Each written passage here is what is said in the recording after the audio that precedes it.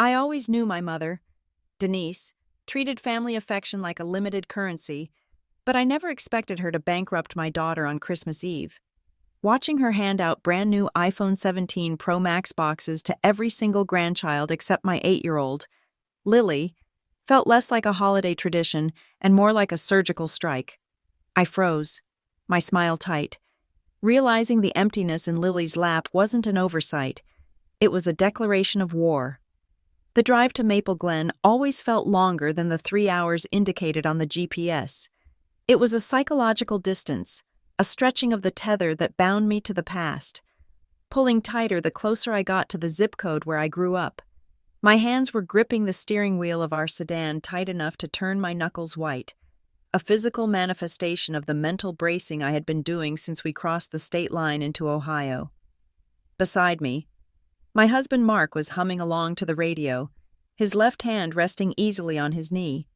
In the back seat, my 8-year-old daughter, Lily, was narrating a story to her stuffed rabbit, a chaotic tale involving a tea party and a dragon. They were happy. They were normal. They were heading to Grandma's house for the holidays. I, however, was heading into the arena. I recited the script in my head, a mantra I had developed over years of therapy and late-night venting sessions with friends who did not understand the specific, suffocating gravity of my mother. Denise, the script was simple. Do not engage. Do not defend. Do not explain. When she criticizes your hair, say thank you. When she asks why Mark has not been promoted yet, smile and say he is doing great.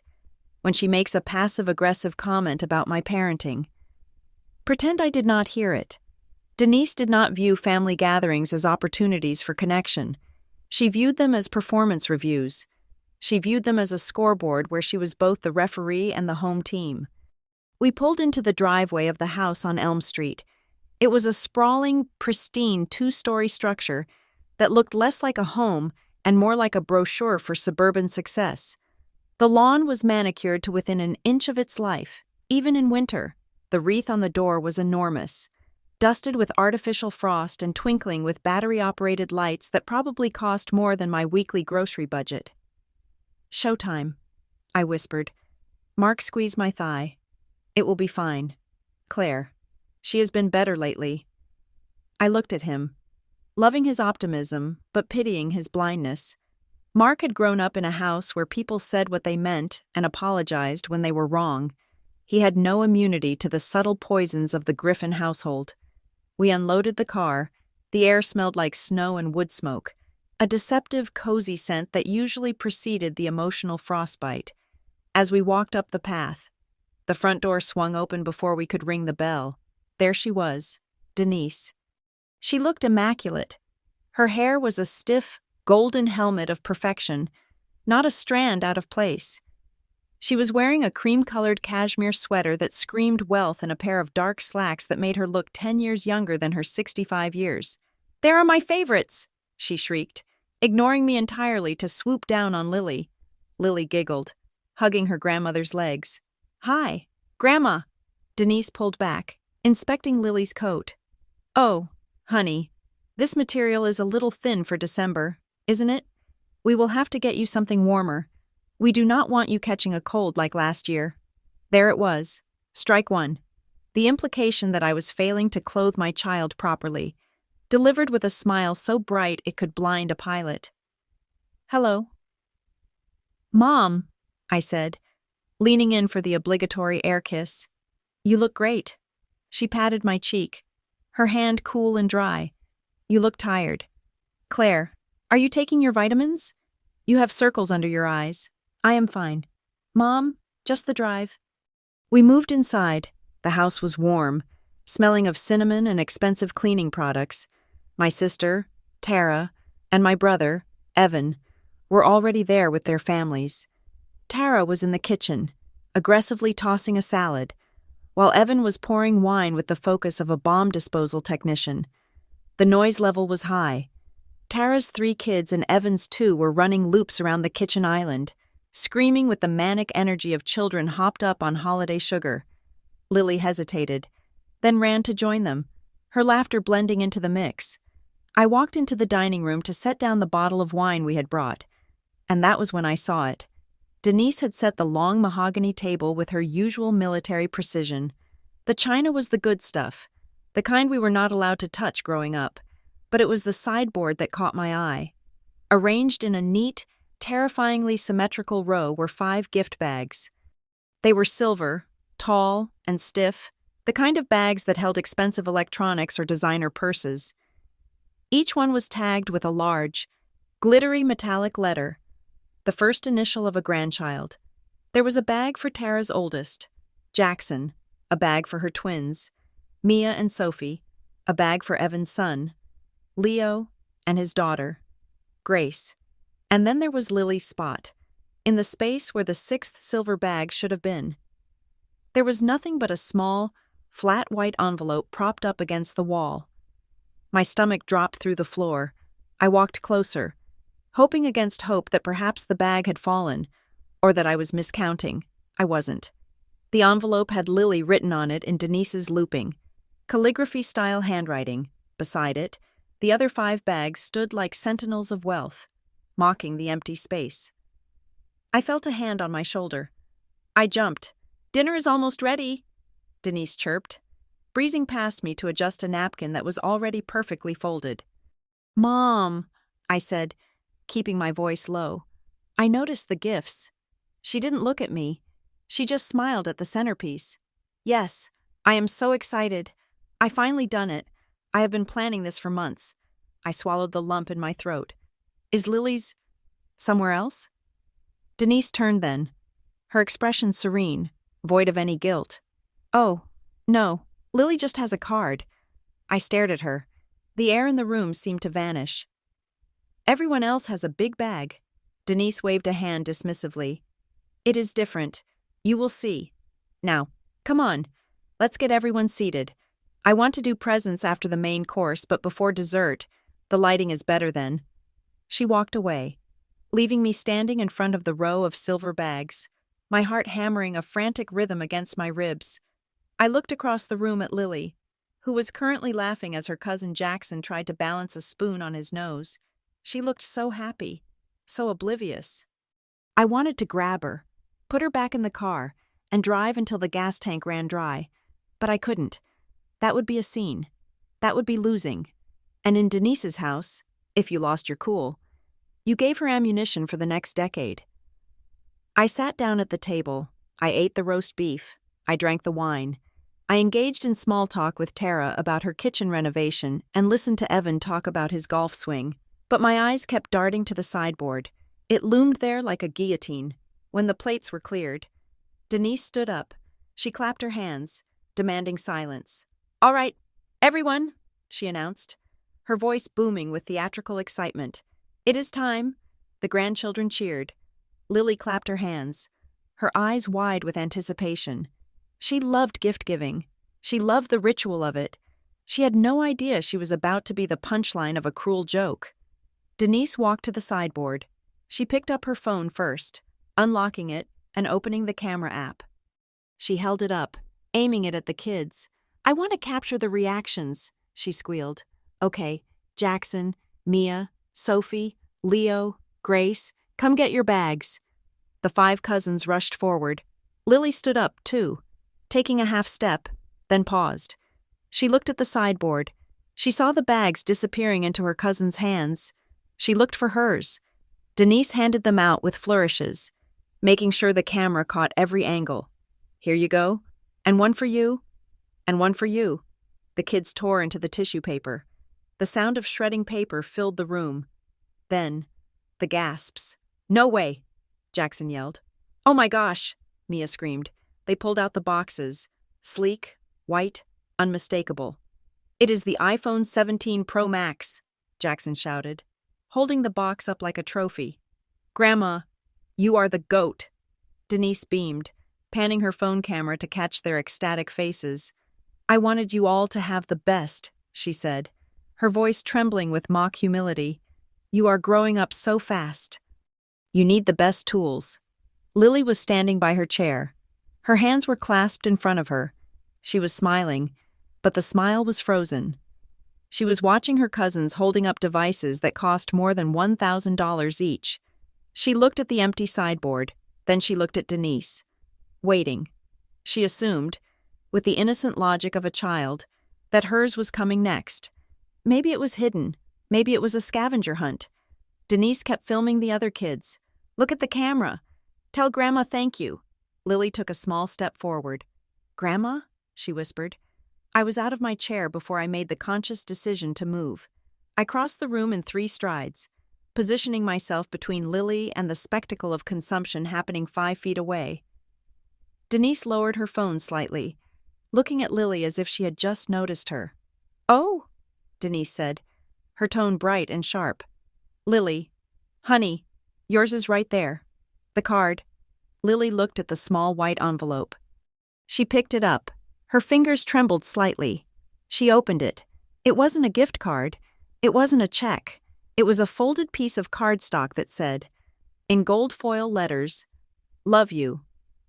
Lily stared at it. She looked inside the envelope again, checking for money. Nothing. She looked up at Denise, confusion crumpling her brow. Is the phone coming later? Lily asked, her voice small. Denise laughed. A tinkling, airy sound. Oh, silly goose. No, you are not getting a phone. You are a little too young for that kind of responsibility, but Grandma loves you just as much.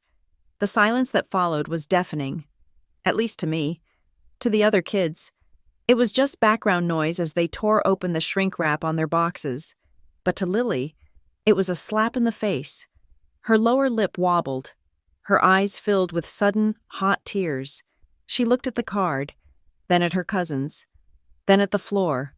I dropped to one knee, putting myself at her eye level, blocking her view of the others.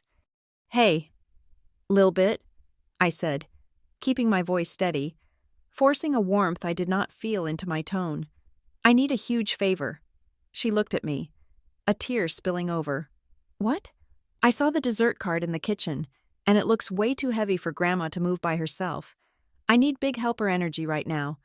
Can you help me set up the sundae bar? I think there are sprinkles. Lily sniffed. Sprinkles? The rainbow kind. I lied.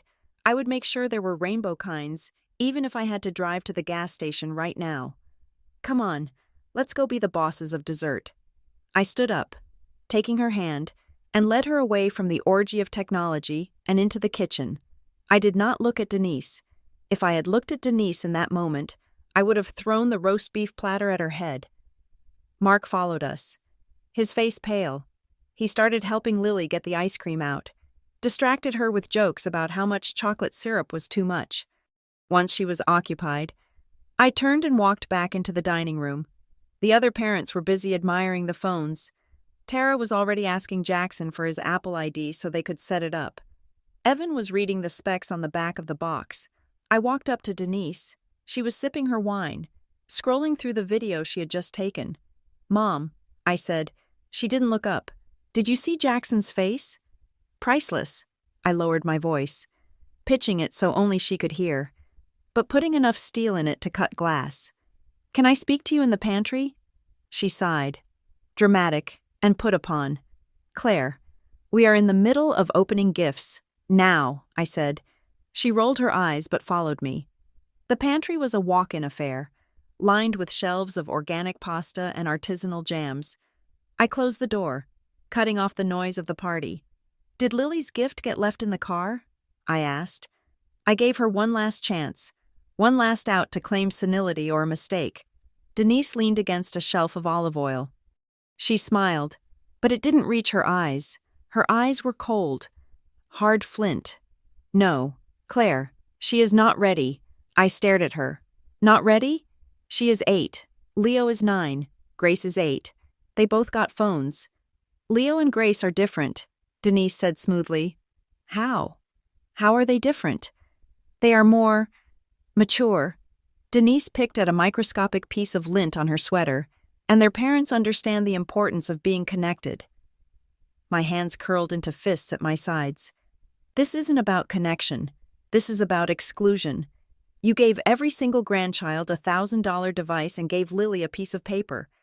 Do you have any idea how much that hurt her? Oh, stop it, Denise snapped, her mask slipping just a fraction. You are being dramatic. Lily is fine. She has plenty of toys. She does not need a smartphone. I took a step closer. I do not care about the phone, Mom. I care that you singled her out. You made a spectacle of it. You filmed it. Why? Denise straightened up. It is not about money, Claire. It is about responsibility and influence. Influence? I repeated. What does that mean? It means that I want to be able to reach my grandchildren. Denise said, I want to share things with them. Photos, updates. I want to be part of their lives. You? She gestured vaguely at me. You are always so restrictive. You would probably just take it away from her or put some ridiculous lock on it. I wanted to give these gifts to the children who would actually be allowed to use them. So you punished her? I asked, my voice trembling with rage. You punished an 8-year-old because you don't like my parenting style? I made a choice, Denise said, her voice icy. I am the grandmother. It is my money. I can give what I want to whom I want. And frankly, Claire, if you want Lily to have nice things, maybe you should think about your own choices. My choices? You know what I mean. I didn't, actually. Was this about my job? My husband? The fact that we lived in Indiana instead of Ohio? I opened the door. I am not doing this with you right now. I said, but this isn't over. I walked back out. The kitchen was chaos.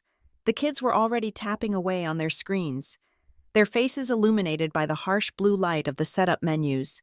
Tara looked up as I passed. Hey, Claire, look at this camera quality. It is insane. Mom really outdid herself.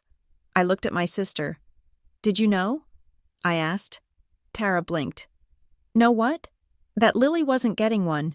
Tara shifted, looking down at her phone. Well, Mom mentioned she was getting the older kids' phones. Grace is 8. Tara, same as Lily. Tara shrugged, a defensive gesture she had perfected in high school. Look, Claire, Mom is just trying to help the kids keep up. You know how it is? Everyone has them now. She didn't mean anything by it. She worries about Lily falling behind. She worries about Lily falling behind, so she leaves her out? That makes no sense. Tara sighed. You always take things so personally. Just let it go. It is a phone. Lily is probably relieved she doesn't have to deal with the social media pressure yet. I looked at Evan. He was filling a glass of water at the sink. Evan? I said. He didn't turn around. He kept his eyes fixed on the water stream. I didn't know the specifics. Claire, you knew she was buying them for everyone else. Evan turned off the tap. He looked tired. He looked like a man who had surrendered a long time ago. Mom does what she wants. Claire, you know that. It was easier to just go along with it. Easier for whom? I asked. Not for Lily. I walked over to where Lily and Mark were sitting. Lily had a bowl of ice cream, but she wasn't eating it. She was watching Grace take a selfie with her new phone. Ready to go? I asked Mark. He looked at my face and nodded immediately. Yup, we are heading out. We made our excuses. We cited a long drive, a headache, a looming snowstorm. Denise didn't try to stop us. She kissed Lily on the head and said, You be a good girl for Mommy, okay? We drove to the hotel. We usually stayed at the house, but I had booked a room at the Holiday Inn 3 weeks ago. Sensing a disaster, it was the smartest money I had ever spent. In the hotel room, the lights were dim. Mark was in the bathroom brushing his teeth. Lily was sitting on the edge of the bed, her legs swinging, wearing her flannel pajamas. I sat down next to her. I pulled her onto my lap. Mom? She asked. Yeah. Baby? Did Grandma forget me? The question broke my heart into jagged little shards. It was asked without anger, just pure confusion, a child trying to understand why the algorithm of love had skipped her. I took a breath. I had promised myself I would never lie to her about Denise. I would not paint a fake picture of a loving grandmother when the reality was right there. No, honey, I said, Grandma didn't forget you. Then why? I hugged her tighter. Grandma made a choice. She decided to give phones to the cousins, and she decided not to give one to you. Did I do something wrong? Lily asked. her voice trembling. Is it because I didn't write a thank you card fast enough last year? No, I said fiercely. No, you did absolutely nothing wrong. You are perfect. You are kind and smart and wonderful. This has nothing to do with you. This is about Grandma. I kissed the top of her head, and I am going to handle it, okay? You do not have to worry about it. She nodded against my chest. Okay. Mark came out of the bathroom. We tucked her in. She fell asleep quickly, exhausted by the sugar and the emotional whiplash. I couldn't sleep. I paced the small hotel room. My blood was still boiling. I needed to know. I needed to understand the mechanics of the cruelty. I realized I had left my scarf at the house. It was a flimsy excuse, but I needed to drive. I needed to move. I told Mark I was going to the gas station for water. I drove back to Elm Street. The house was still lit up. The cars were still in the driveway. I didn't go to the door. I walked around the side of the house, to the kitchen window. It was cracked open slightly to let out the heat of the cooking. I could hear voices. Denise was there. She was on the phone, likely with her friend Barb, the other matriarch of the Maple Glen social circle. She had it on speaker, resting on the counter while she wiped down the granite. Oh, Barb, you should have seen their faces, Denise crowed. It was magical, truly magical. I am so happy I could do this for them. You know, I just want to be the kind of grandmother who gives the best gifts, the kind they remember forever. I froze in the bushes, the cold seeping into my boots. She didn't mention Lily. She didn't mention the exclusion. She was rewriting the night in real time, editing out the cruelty to leave only the generosity. And what about Claire? Barb's tinny voice asked. Was she appreciative? Denise laughed, a harsh barking sound. Oh, you know Claire. She is always looking for a reason to be miserable. She acted like I had committed a crime. She is just jealous that she cannot provide these things herself. I leaned my head against the brick wall. The gift wasn't love. It never was. The phones were props. The grandchildren were extras in the movie of Denise's life, cast to look adoring and grateful. And Lily? Lily was cut from the scene because she belonged to the daughter who wouldn't read the script. I walked back to my car. My hands were shaking, not from the cold, but from a sudden, crystalline clarity. Denise thought she had won. She thought she had exerted her influence and put me in my place. She thought the iPhone 17 Pro Max was a power move that I couldn't counter. She was wrong. She had just handed me the evidence. I didn't know what it meant yet. The responsibility, the influence, the synchronized activation. But I knew one thing. It wasn't just a phone. It was a Trojan horse, and I was going to dismantle it, piece by piece, until I found what was hiding inside. I started the engine. The radio played a Christmas carol. Something about peace on earth. I turned it off. I drove back to the hotel in silence. Plodding, Grandma made a choice. I whispered to the empty car. And now, so will I. We left the next morning before sunrise. I texted Denise that Lily wasn't feeling well. It was a lie, but a necessary one. I couldn't face her again without screaming, and I needed to be calm. I needed to be smart. The drive back to Riverton was quiet. Lily played on her iPad, an old model, Wi-Fi only, safe, and Mark drove. I sat in the passenger seat, staring at the gray highway. My phone buzzed. A notification from Instagram. Tara had posted a photo. It was a carousel. The first image was a group shot of the 5 cousins: Jackson, Mia, Sophie, Leo, Grace, holding up their white boxes, beaming like they had won the lottery. The caption read, "Best Grandma ever. Thank you, Denise Griffin, for the amazing Christmas upgrade. Blessed iPhone 17 Pro Max." Griffin family. I swiped to the next photo. It was a video of the unboxing. I could hear the screaming. I could hear Denise's voice in the background directing them. "Hold it up higher. Grace, smile. Leo." I swiped again. A selfie of Tara and Denise, cheeks pressed together, holding glasses of wine. I zoomed in on the first photo, the group shot. They were standing in front of the fireplace. To the left of the frame, there was a blurry shape, an elbow, a flash of a red flannel sleeve. It was Lily. They had cropped her out. They had physically removed my daughter from the visual record of the family happiness because she didn't have the prop. Because she spoiled the aesthetic of the best grandma ever, I felt a cold rage settle in my gut, heavy and dense like lead. I took a screenshot of the post. I saved it to a new folder on my phone. I named the folder Evidence. I looked back at Lily.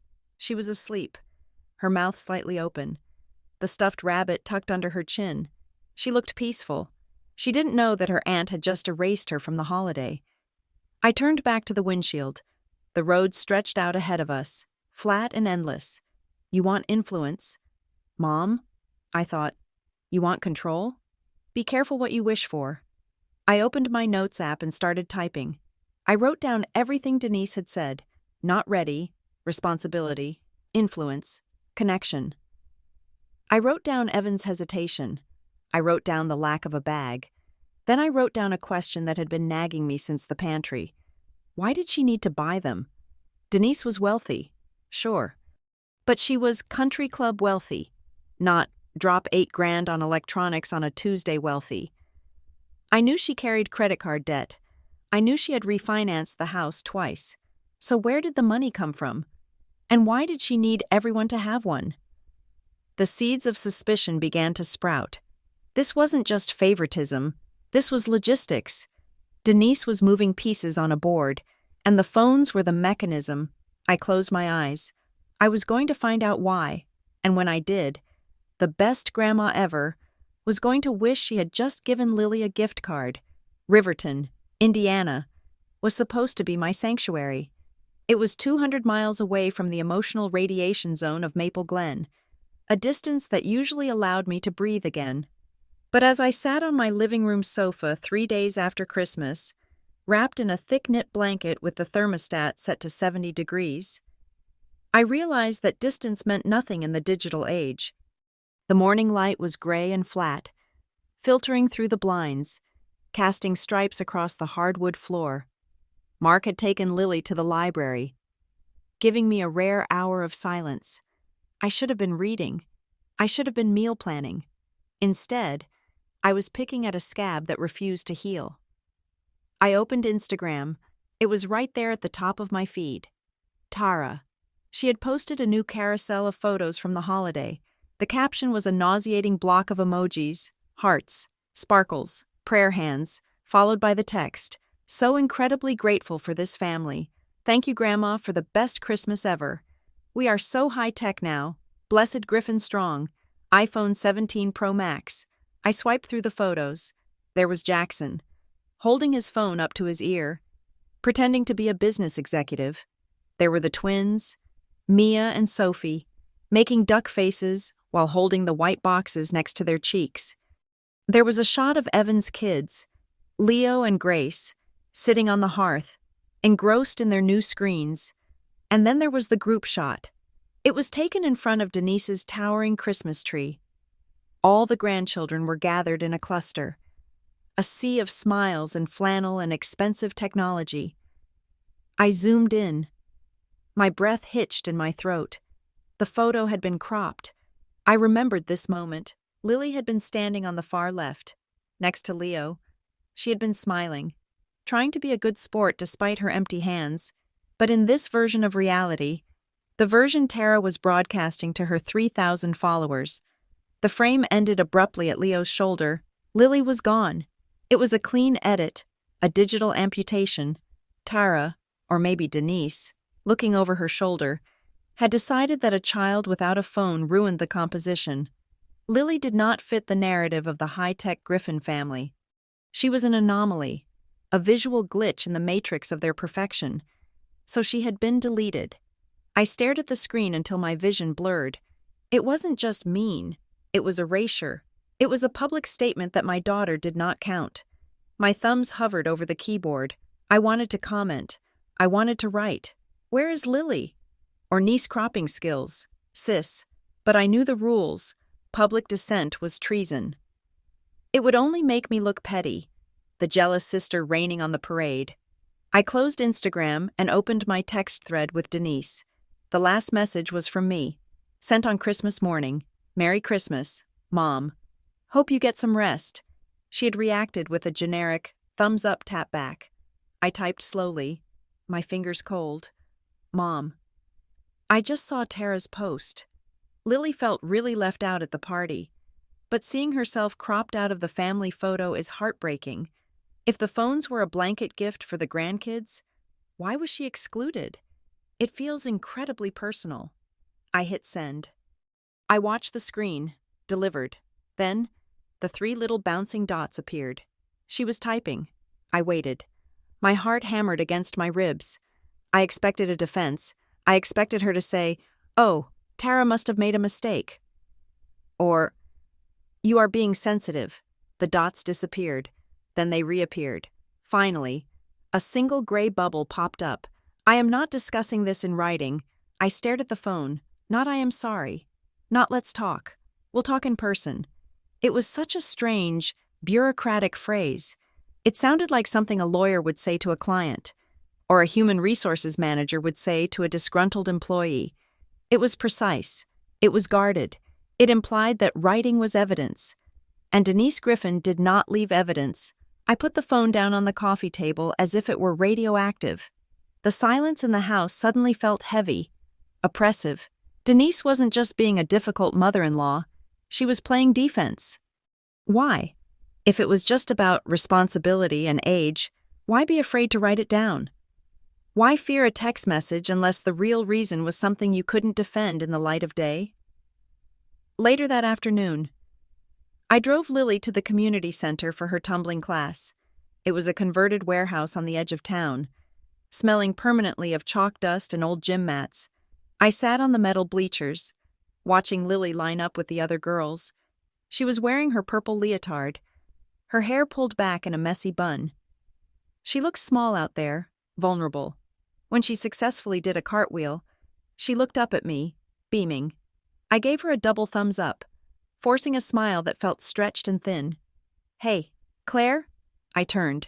It was Sarah, a mom I knew from the PTA. She was bundled up in a puffy coat, holding a lukewarm coffee cup. "Hi, Sarah. How was your holiday?" "Oh, chaos. My in-laws stayed for 4 days. I think I need a vacation from my vacation." We laughed. The standard suburban mom camaraderie. Sarah sat down next to me. "Hey, that reminds me. I meant to ask you, did you guys get that tech thing sorted out for Lily?" I frowned. "Tech thing?" "Yeah." Sarah took a sip of her coffee. "Your mom, Denise, right? She called me a few weeks ago, or maybe she messaged me on Facebook? I can't remember. She was asking for Lily's exact birth date and her full legal name. She said she was setting up some kind of educational account or tech gift for the grandkids." My blood ran cold. The noise of the gym, the squeaking sneakers, the shouting coach, seemed to drop away. "My mom called you?" I asked, keeping my voice level. "Yeah." Sarah looked at me, sensing the shift in my mood. "She didn't have your number handy or something?" "I don't know. She just popped up in my messenger requests. She said she wanted to surprise Lily and needed the info to register her for, I think it was a coding camp, or maybe a device setup." I gripped the edge of the bleacher seat. Denise had my number. She had Mark's number. She had our home address. "When was this?" I asked. "Early December?" Sarah shrugged. I gave it to her. "I hope that was okay. She is your mom." So I figured, "No, it is fine." I lied. My face felt hot. I didn't know she was planning a surprise. Well, she seemed really on top of it. Sarah said cheerfully, "She was asking about which email address you guys use for school stuff." Too. I felt sick. Denise had gone around me. She had reached out to a stranger, an acquaintance, to harvest data on my daughter because she knew I wouldn't give it to her without questions. And the worst part? She didn't even give Lily the gift. So why did she need the data?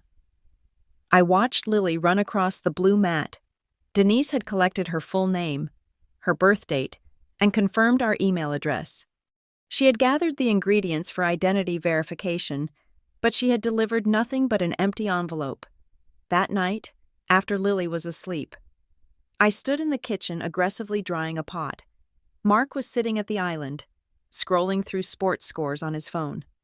She called Sarah. "Mark," I said, breaking the silence. "My mother called a woman she has never met to get Lily's personal information." Mark looked up. "Who is Sarah?" "The mom from tumbling. Denise fished for Lily's birth date and full name. She lied and said it was for a gift." Mark sighed, rubbing his face. "Claire, look, it is weird. I agree. But maybe she bought the phone and then changed her mind? Maybe she thought Lily wasn't ready at the last minute. She had the box. Mark, I saw the empty spot on the table. She planned the exclusion. Okay, so she is mean." Mark stood up and walked over to me. He put his hands on my shoulders. "We know she is mean. We know she plays favorites. But Lily is fine. Honestly, I am glad she doesn't have an iPhone 17. She is 8.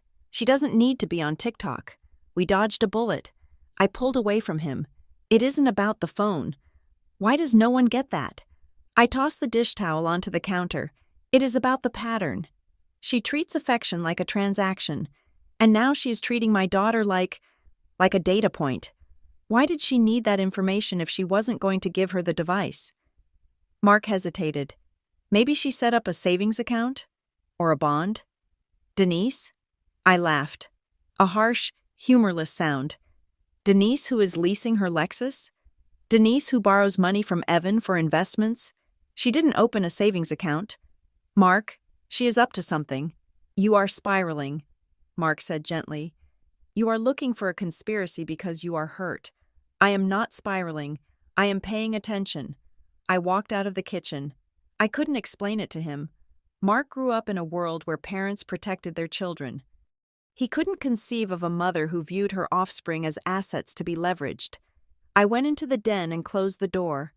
I sat in Mark's leather armchair and stared at my phone.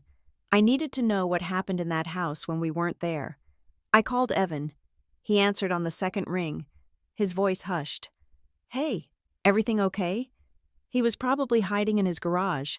That was where Evan did his best talking. "I need you to be honest with me." I said, "I am not mad at you, I promise. But I need to know about the phones." Evan exhaled. A long, ragged sound. "Claire, just let it go. It is done. How did she buy them?" I asked. "Did she pay cash?" "I don't know. Did you have to sign anything?" Silence. "Evan? Okay. Look," Evan whispered. "It was weird. Okay? She didn't just hand them to us. She made us come over a week before Christmas. She said she needed to configure them so they would be ready for the kids to use immediately." "Configure them how?" "She had this whole assembly line on the dining room table. She had the boxes open. She made me and Tara bring our driver's licenses." "Your driver's licenses?" My grip on the phone tightened. "Why?" "She said the carrier required parental verification for the lines because the kids are minors. It sounded legit." "Claire, she had this app open on her iPad. She was typing everything in. Did you see the app?" "Not really. She was hovering. You know how she gets.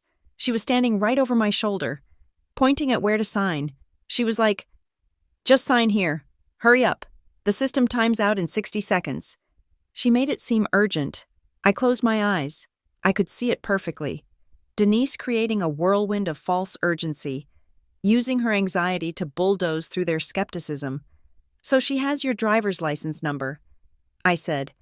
"And she activated the phones herself?" "Yeah. She said she wanted to be the family admin so she could pay the bill. She said it was her treat. She is paying for the service for 2 years." I felt a chill that had nothing to do with the Indiana winter. "Evan," I said slowly, "did she ask for social security numbers?" I don't think so. Maybe the last 4? I don't remember. Claire, it was a blur. She was pouring wine.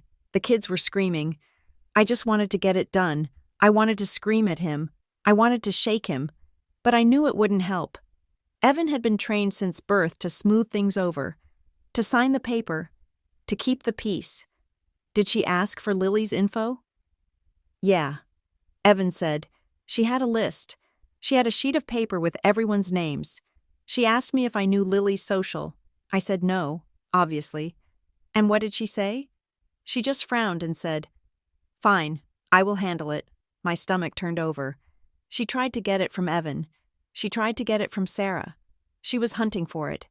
"Thanks, Evan," I whispered. "Claire, are you going to do something crazy? I'm just going to figure out what she signed you up for. She is paying the bill." "Claire, it is free phones. Don't ruin it." I hung up. Free phones. Nothing with Denise was free. The cost was just hidden in the fine print. I opened my laptop. My hands were trembling slightly. I navigated to the credit monitoring site we used. Mark insisted we keep it locked down after the Equifax breach years ago. I logged in. Two-factor authentication. I typed in the code. The dashboard loaded. Credit score, 785. Excellent. I let out a breath. Okay, maybe I was crazy. Then I clicked on Recent Activity. There, at the top of the list, dated December 22nd. Hard Inquiry. Pioneer River Credit. I stared at it. I had not applied for a loan. We hadn't bought a car. We hadn't refinanced the house. I clicked for details. Inquiry type. Installment loan/consumer finance. It wasn't a credit card. It was financing. December 22nd. 3 days before Christmas, the same week Denise was configuring the phones. But how? She didn't have my license. She didn't have my signature. Unless she didn't need them. Unless she had enough old paperwork from when I was in college, or from when Dad died, to fake it. It wasn't catastrophic yet. It was just an inquiry. But a hard pull meant someone had tried to open a line of credit in my name, and I knew exactly who it was. I closed the laptop. I felt dirty. I felt violated. My own mother was pinging my credit history like a hacker in a basement. I needed to understand the mechanism. I needed to know how the trap worked before I stepped into it to dismantle it. The next morning, I told Mark I was going to the grocery store. Instead, I drove to the strip mall on the north side of Riverton. There was a Lakeview wireless store there, sandwiched between a vape shop and a nail salon. It wasn't the carrier Denise used. She was loyal to whatever brand she thought was premium, but the technology was all the same. I walked in.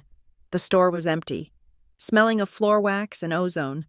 A young man with a nose ring and a lanyard that said Jason looked up from a tablet. "Welcome to Lakeview," he said, sounding bored. "Looking to upgrade?" I walked over to the display counter. I pointed to the iPhone 17 Pro Max, the white one. "I have a question," I said, trying to sound like a confused soccer mom. "My mother, she bought these for the whole family for Christmas. It was a huge surprise, but I'm a little confused about how the account works." Jason perked up. "Nice gift. Those are pricey." "Yeah. She set it up as I think she called it a family lines account. She said she is the owner, and we are all sublines. Is that normal?" Jason nodded. "Oh, yeah. Multi-line business accounts or family bundles. It is the best way to get the promo deals. Usually, you have to activate at least 4 lines to get the hardware for free." "Free?" I asked. "Well, free," Jason made air quotes. "You pay the tax up front, and then the cost of the phone is credited back to you each month over 36 months. But you have to sign a contract for the service." And the account owner, I paused, choosing my words carefully. "What can they see?" Jason shrugged. "Pretty much everything, if she is the admin. She can see call logs, text usage, data usage. What about location? If she enabled the family safety features?" Jason laughed.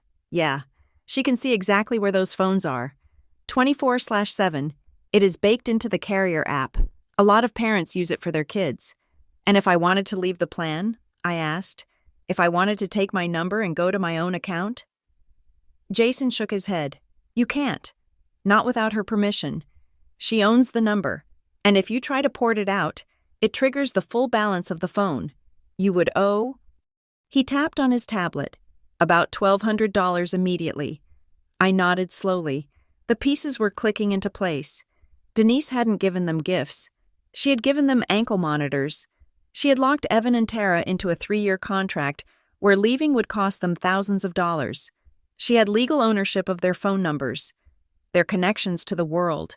She could track their movements. She could monitor their usage. That was the influence. And the responsibility? That was compliance. I thanked Jason and walked out to my car. The cold air hit my face, but I didn't feel it. I sat in the driver's seat and replayed the conversation in the pantry. It's not about money. It's about responsibility and influence. She wanted to track us. She wanted to own our communication. She wanted to be the gatekeeper. And because I was the only one who might say no, the only one who might read the contract or refuse the location sharing, she needed another way to get her hooks into me. She couldn't get me on the phone plan because I wouldn't play along, so she went for my credit instead. She needed Lily's info to complete the set. Maybe she needed a certain number of dependents to qualify for the financing tier. Maybe she just needed to prove she had a grandchild to get a family rate. I looked at the dashboard of my car. I remembered how Denise always used to ask, "Where are you?" when I visited, how she would check the Find My Friends app and comment on how long I spent at the coffee shop. She called it safety. I called it stalking. Now she had scaled it up. She had built a panopticon, and she had bribed my siblings to walk into the cells with shiny white boxes. I gripped the steering wheel. She excluded Lily because she couldn't control Lily. And she couldn't control Lily because she couldn't control me. But the hard inquiry, that was sloppy. That was a desperate reach. I pulled out my phone. I didn't text Denise. I didn't text Tara. I opened the camera and took a picture of my own hand, shaking slightly against the steering wheel. Then I opened the voice memo app. December 27th, I said, my voice steadying as I spoke. Lakeview Wireless confirmed that the account owner retains full administrative rights and location tracking. Evan confirmed Denise activated the phones personally and demanded driver's license info. Credit monitoring shows a hard inquiry from Pioneer River Credit on December 22nd. Denise refused to discuss the exclusion in writing. I stopped the recording. I wasn't just a hurt daughter anymore. I was a witness building a case. I put the car in gear. I was going home to print out that credit report.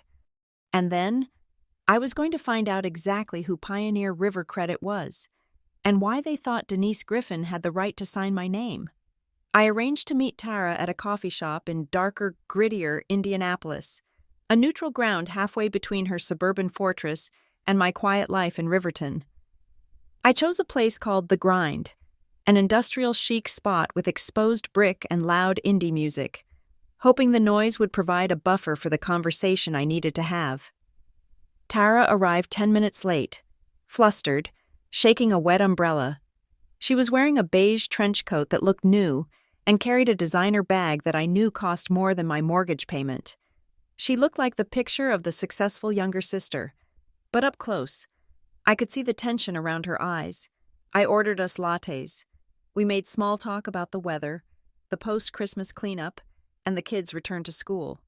I let her vent about Jackson's hockey schedule and the twins' refusal to wear winter coats. I waited for the rhythm of her anxiety to settle before I made my move. "Can I see it?" I asked, nodding at the white phone sitting face up on the table next to her sugar packet.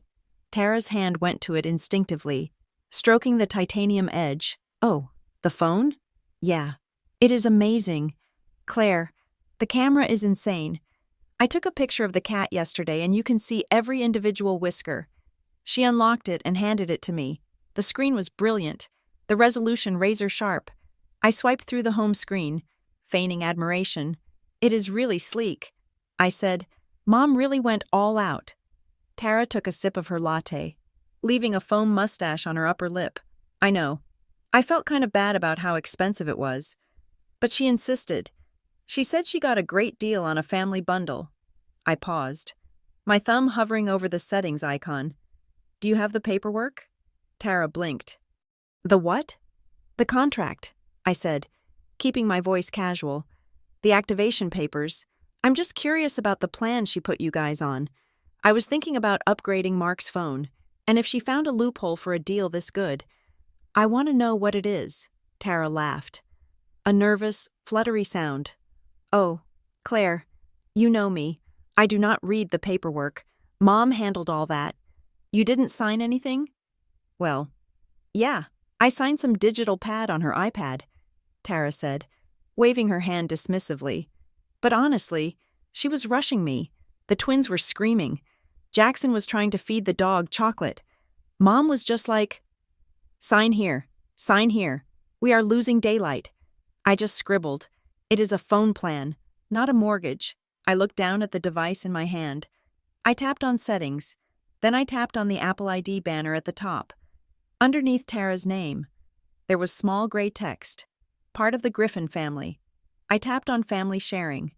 The screen loaded, displaying a list of faces. At the top, with a crown icon next to her profile picture, was Denise. The label read, Organizer. Below her were Tara, Evan, and a list of child accounts. Jackson, Mia, Sophie, Leo, Grace. I tapped on Tara's name within the list. The permissions were wide open. Purchase sharing. On. Location sharing. On. Screen time. On. I felt a cold prickle at the base of my neck. "Tara," I said, turning the phone so she could see. "Did you know this app is installed?" Tara squinted at the screen. "What app?" "The family organizer. Look, Mom is listed as the admin." Tara shrugged, taking another sip of her drink. "So? That is just how the carrier set it up. It is so Mom can help with the tech stuff. You know how I am. I forget passwords. If something goes wrong, she can call support and fix it. It is actually really helpful." I looked at the specific settings under the location tab. It wasn't just share my location. It was set to always allow for the organizer. "Tara," I said gently. "She can see where you are, right now." Tara rolled her eyes. "She is my mother. Claire. She is not the FBI. She just wants to make sure we are safe. She likes to know when we get home from long drives. It makes her feel better. Why do you always have to make everything sound so sinister?" "Because she didn't ask you." I said, "She rushed you. She made you sign a contract you didn't read. And now she has a digital leash on you and your children." Tara snatched the phone back, her defensive walls slamming up. "It is not a leash. It is a gift. You are just jealous because she didn't offer to pay for yours." I stared at my sister. The envy argument again. It was Denise's favorite shield. "I am not jealous." "Tara, I am worried. Did you know she excluded Lily because she couldn't get her data?" Tara looked away, focusing on the barista behind the counter. "That is not why." "Then why?" "Because you are difficult." "Claire!" Tara snapped, her voice rising enough to turn a few heads. "You make everything a battle. Mom knew if she gave Lily a phone, you would inspect it and criticize it, and probably send it back. She just wanted to enjoy the holiday without your lectures." I sat back, the sting of her words slapping me across the face. "So the price of admission to this family is compliance," I said quietly. Tara didn't answer. She just unlocked her phone and started scrolling, signaling that the conversation was over. I left the coffee shop feeling hollowed out. Tara was lost. She had traded her privacy for a shiny device in the path of least resistance. I sat in my car in the parking lot and called Evan. I needed to see the back end. I needed proof that what I saw on Tara's phone wasn't just a default setting she had forgotten to toggle off. Evan answered on the first ring, sounding breathless. "Hey," he said. "I can't talk long. I am at work. I just need one thing." "Evan, please." "What?" "Go into your settings. Go to the cellular plan section. Screenshot the family lines panel and send it to me. Claire." "Evan, I saw Tara's. Mom is the admin. I need to know if she owns the numbers." There was a pause. I heard the sound of a door closing in the background. "Fine," he whispered.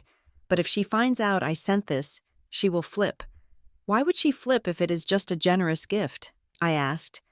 Evan didn't answer. He hung up. 30 seconds later, my phone buzzed.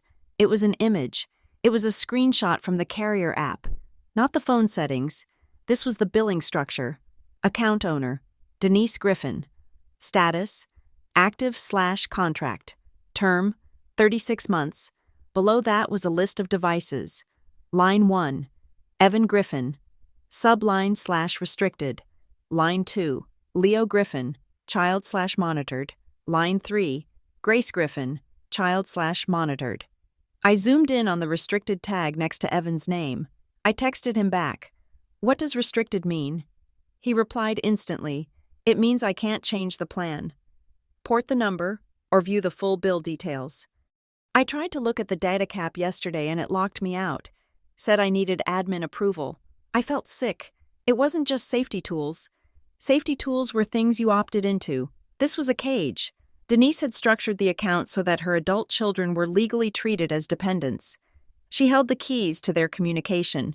If Evan wanted to switch carriers in a year, he couldn't. If he wanted to hide his location for a surprise party, he couldn't. And the child lines?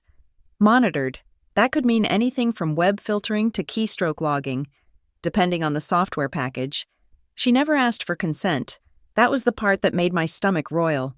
She had weaponized the chaos of Christmas morning to trick them into signing away their autonomy. But there was still the matter of the credit inquiry. I drove home, my mind racing. The inquiry on my report was from Pioneer River Credit. I had assumed it was a generic lender, but the name nagged at me. River. We lived in Riverton. Was it local? When I got home, I opened my laptop. I searched for Pioneer River Credit. It popped up immediately. It wasn't a bank. It was a credit union based in southern Ohio, with a branch in Maple Glen. I clicked on their promotional financing page. There it was, a banner ad. Holiday Tech Special. 0% financing on all electronics bundles when you open a family checking account. I called the number on the website. I put on my best confused customer voice. Thank you for calling Pioneer River. This is Brenda. Hi, Brenda. I am calling because I see an inquiry on my credit report from your institution, and I was hoping to verify some details. One moment. Can I have your name? Claire Griffin. I heard typing. Okay. Ms. Griffin. I see a financing application here from December 22nd. It is attached to a device installment plan. Okay, I said, my heart thumping. Can you tell me what address is on the file? For security. Can you verify your address? I gave her my Riverton address. Oh, Brenda said. That is not what we have here. I paused. Do you have 12 Elm Street, Maple Glen, Ohio? Yes. That is it. And is there a co-applicant? Yes. Denise Griffin is the primary borrower. You are listed as a co-signer for the secondary device bundle. My vision swam. A co-signer. She hadn't just run a check. She had added me to the loan. She had used my name, my history, and her address to secure the financing for the phones she gave to Tara and Evan.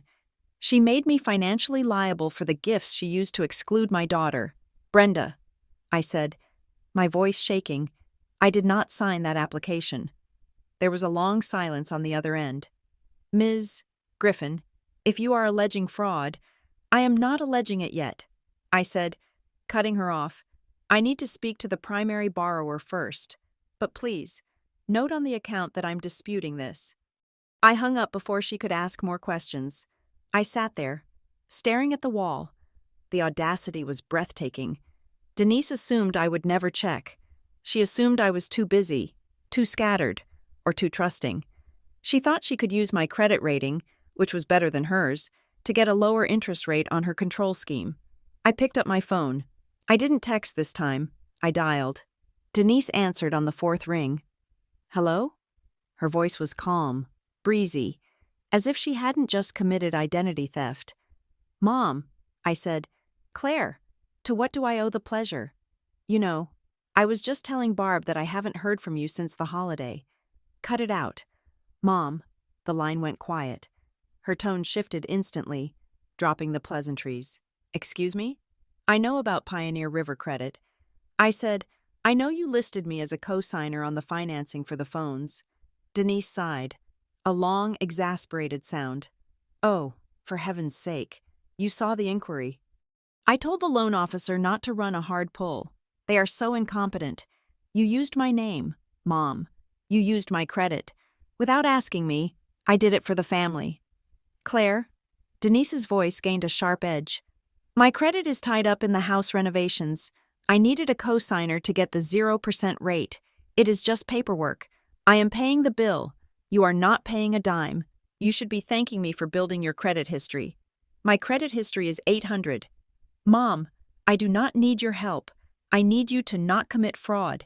It is not fraud, she snapped. It is family business. I am doing what you refuse to do. I am keeping this family connected. I am making sure your brother and sister have the best. I am taking care of everyone. Everyone except Lily. I said, silence. Why? Mom? I asked, my voice cracking. If you were willing to steal my identity to buy the phones, why leave her out? You clearly had no problem using my name. Why exclude my daughter? Because you always have to be different, Denise said. What does that mean? It means, Denise said, her voice dropping to a low, venomous register, that Lily isn't like the others. She is 8. She is exactly like the others. No, she isn't. Denise paused, and then she delivered the blow she had been saving. She is a Bennett. I froze.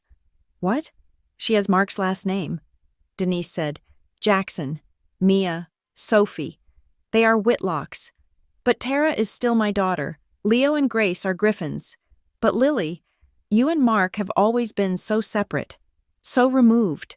You didn't even give her my father's name as a middle name like I asked. You are punishing her because of her last name? I whispered. Because she has her father's name? That is tradition. Mom, that is how it works for millions of people. It is not about the name, Claire. It is about the feeling. She doesn't feel like a Griffin. She feels outside.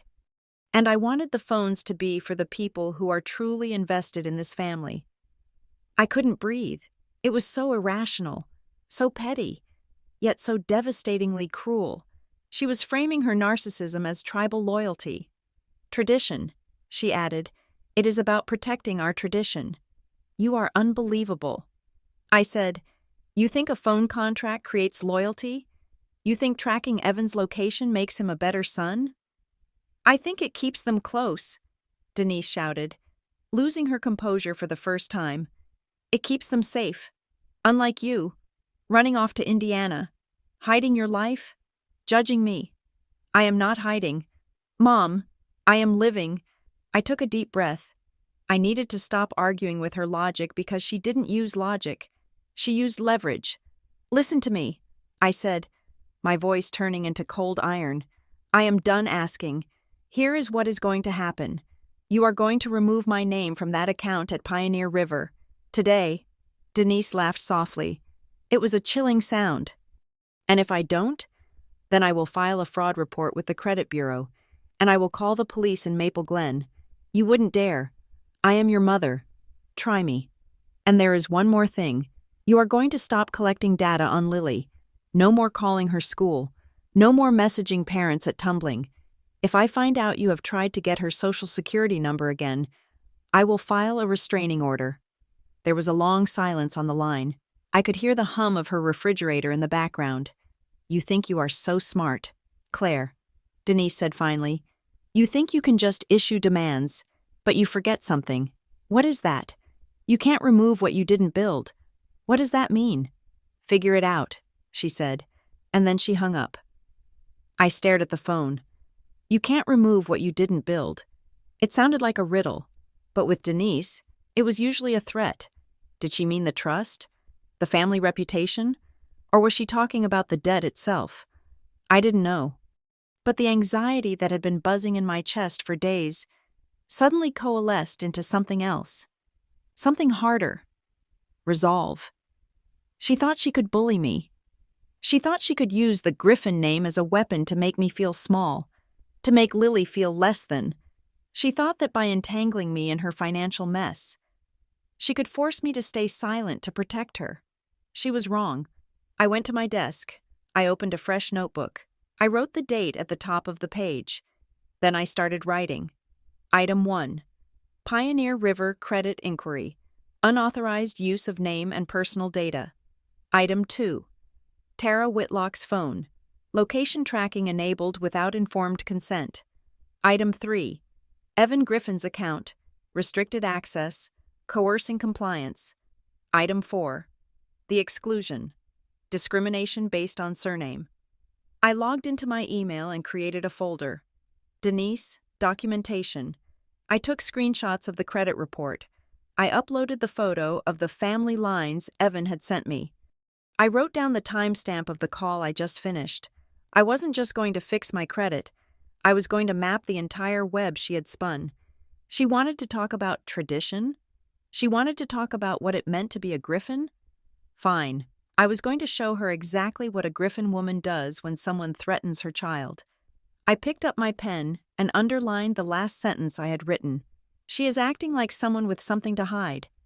I was going to find out what it was, and I had a feeling the phones were just the tip of the iceberg.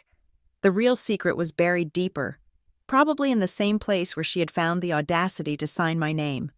The law office of Marcus Henderson was located in a strip mall in Riverton, wedged between a chiropractor and a dry cleaner. It did not look like the kind of place where family empires were dismantled. It smelled of stale coffee and industrial carpet cleaner. I sat in a chair that was slightly too low, clutching my leather portfolio as if it were a shield. Mr. Henderson was a man in his 50s with a face that looked like it had been eroded by decades of other people's bad decisions.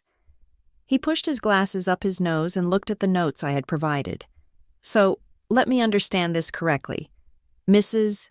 Bennett, he said, his voice gravelly, you are alleging that your mother opened a line of credit in your name without your permission, used it to finance consumer electronics, and is currently the administrator of those devices? Yes, I said. I saw the hard inquiry on my credit report. I did not authorize it. Mr. Henderson leaned back. He took off his glasses and rubbed the bridge of his nose. Technically, he said, that is identity theft. Under federal law, unauthorized use of your personal information to obtain credit is a crime. You can dispute the inquiry, you can file a police report, you can contact the creditor and claim fraud. He paused, looking at me with eyes that were tired and kind. But you have to understand what that looks like in practice. Claire, if you file a fraud report stating that Denise Griffin opened this account, the bank will investigate, they will track the IP address, they will track the delivery address, and once they confirm it was your mother, they will likely refer the case to the district attorney. I swallowed hard. The room felt suddenly very small. You mean she could go to jail? It is unlikely for a first offense involving a few $1,000s, he said, but she would have a criminal record. She would face fines, and the family dynamic. Well, I am a lawyer, not a therapist, but I can tell you that Thanksgiving becomes very complicated once you have deposed your mother. I stared at the diploma on the wall. I did not want to put my mother in handcuffs. I just wanted her to stop. I wanted her to release her grip. What about the contracts? I asked. My siblings. They signed them under duress. Duress is a high bar to clear. Mr. Henderson said, unless she held a gun to their heads, the law usually assumes adults are responsible for what they sign. However, if the terms were misrepresented, if she claimed it was a gift but it was actually a liability, that is civil fraud. But again, proving it is messy. It is, he said, she said. He leaned forward, folding his hands on the desk. Here is my advice. Before you press the nuclear button, you need to know the full extent of the blast radius. Get your full credit report, not the summary from the app, the raw data. Find out exactly what she signed. Because if she did this to you, and you are the one she excludes, imagine what she has done to the ones she keeps close. I left the office feeling heavier than when I entered. The winter sky was a bruised purple, threatening snow. I drove home in silence, the lawyer's words echoing in my head, the full extent of the blast radius. When I got home, the house was empty, Mark was at work, and Lily was at a play date. I went straight to my computer. I paid the $20 for the comprehensive 3-bureau credit report. I waited for the progress bar to load. It felt like waiting for a medical diagnosis. The file opened. It was 30 pages of dense, unformatted text. I scrolled past the student loans I had paid off, past the mortgage details, past the credit card I used for groceries, and then I stopped. Under the section labeled Installment Accounts, there was an entry for Pioneer River Credit. Status, open/current. Balance, $4,200. Collateral, consumer electronics. But it was the borrower information that made the blood drain from my face. Primary borrower, Denise Griffin. Co-borrower, Claire Griffin. She had misspelled my name. My name is Claire, Claire, on the application. It was typed, Claire, Clare. I looked at the contact email listed for the co-borrower. It wasn't my email. It was dgriffin88_backup@gmail.com. I recognized that handle. It was an email address Denise had used 10 years ago for her eBay account. She had created a fake digital version of me. She had used a slight misspelling, perhaps to bypass an automated identity check, or perhaps just out of carelessness, and routed all the notifications to an inbox she controlled. This wasn't an accident. This wasn't a mother trying to help her family and cutting corners. This was a calculated, deliberate act of forgery designed to keep me in the dark while using my financial standing to fund her control-freak tendencies. I reached for my phone. My hands were shaking so badly I had to set the phone on the desk and use my index finger to dial. I called Pioneer River Credit again. I navigated the automated menu, punching in zeros until I got a human. "This is Robert. How can I help you? I need to speak to the fraud department." I said. My voice sounded strange, robotic. "I can transfer you. Can I ask the nature of the fraud? I am looking at a loan agreement where I'm listed as a co-signer." I said, "The name is spelled wrong, the email is wrong, and I did not sign it." Robert transferred me. I waited on hold for 12 minutes. The hold music was a loop of upbeat jazz that felt mocking. Finally, a woman named Susan answered. "Ms. Griffin? I see the account here. You are verifying the identity on the co-borrower line?" "Yes." I said, "Can you tell me when this application was submitted?" "December 22nd. Susan said, "At 3:14 in the afternoon. It was submitted online." "And the electronic signature?" I asked. "What IP address did it come from?" "I cannot give you the specific IP address over the phone." Susan said, "But I can tell you it matches the IP address of the primary borrower. Both signatures were executed from the same device within 2 minutes of each other." I closed my eyes. She sat at her computer. She signed her name. Then she pretended to be me. She signed my name. She misspelled it, and she hit submit. "Thank you." "Susan," I whispered, "please freeze the account." I hung up. I sat there in the darkening room, the glow of the monitor illuminating the dust motes in the air. The puzzle pieces slammed together with a deafening click. This was why she wouldn't discuss it in writing. This was why she was so evasive. And this was why Lily was excluded. It wasn't about age. It wasn't about responsibility. It wasn't about Lily being a Bennett or a Griffin or a Martian. It was about data. To add a line to this fraudulent bundle, to get the free phone promotion, Denise needed the personal information of the user. For Tara and Evan, she could bully them into giving it. She could loom over them with her iPad and demand their driver's licenses. But she couldn't do that with me. She knew I would ask questions. She knew I would want to read the terms, and she couldn't get Lily's information without me. She had tried. She had called Sarah from the tumbling class. She had fished for the birth date. She had tried to bypass me to get the data she needed to fraudulently add Lily to the plan, but she failed, so she had to cut Lily loose. She excluded my 8-year-old daughter not out of spite, though the spite was a nice bonus for her, but out of logistical necessity. She couldn't verify Lily's identity for the bank without my help, and she couldn't get my help without exposing the fraud. So she staged the scene, the love you card, the exclusion. She needed me to be emotional.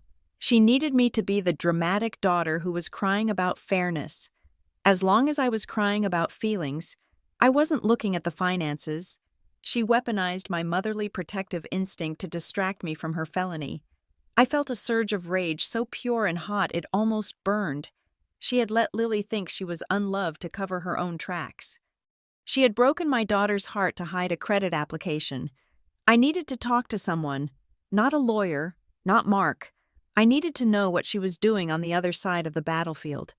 I called Janelle Mercer. Janelle was an old family friend. She had known us since we were kids. She was neutral, or as neutral as anyone could be in Denise's orbit. "Janelle? It is Claire." "Oh, hi, Claire." Janelle's voice was tight. "I was just thinking about you. I bet you were." I said, I need to ask you something, and I need you to tell me the truth. No sugarcoating. Janelle sighed. Is this about Christmas? Yes. What is she telling people? Claire. Honey, you know how she is. What is she saying? Janelle? She is saying. Janelle paused. She is saying that you made a scene.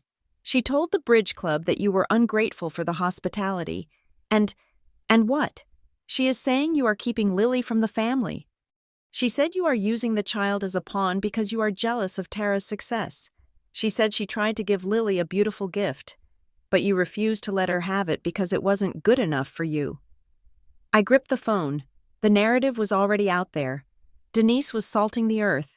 She was painting me as the villain so that if I ever exposed her, people would just think it was more of Crazy Claire's drama. She lied. Janelle, I said, she didn't give Lily a gift. She gave her an empty envelope. I don't want to get in the middle. Janelle stammered. You are not in the middle. I said, you are just listening. Thank you. I hung up. I had the evidence. I had the motive. Now I needed the army. I sent a text to Evan and Tara. Meet me at the Riverton Public Library. Study room B. Tomorrow at noon. Do not tell Mom. This is an emergency. Evan replied instantly. Okay. Tara took an hour to reply. I can only stay for 30 minutes. The study room at the library was a glass-walled box that smelled of pencil shavings. I arrived early. I laid everything out on the table. The screenshot of the family lines breakdown. The screenshot of the cropped Instagram photo. The full 30-page credit report with the misspelled name highlighted in yellow marker.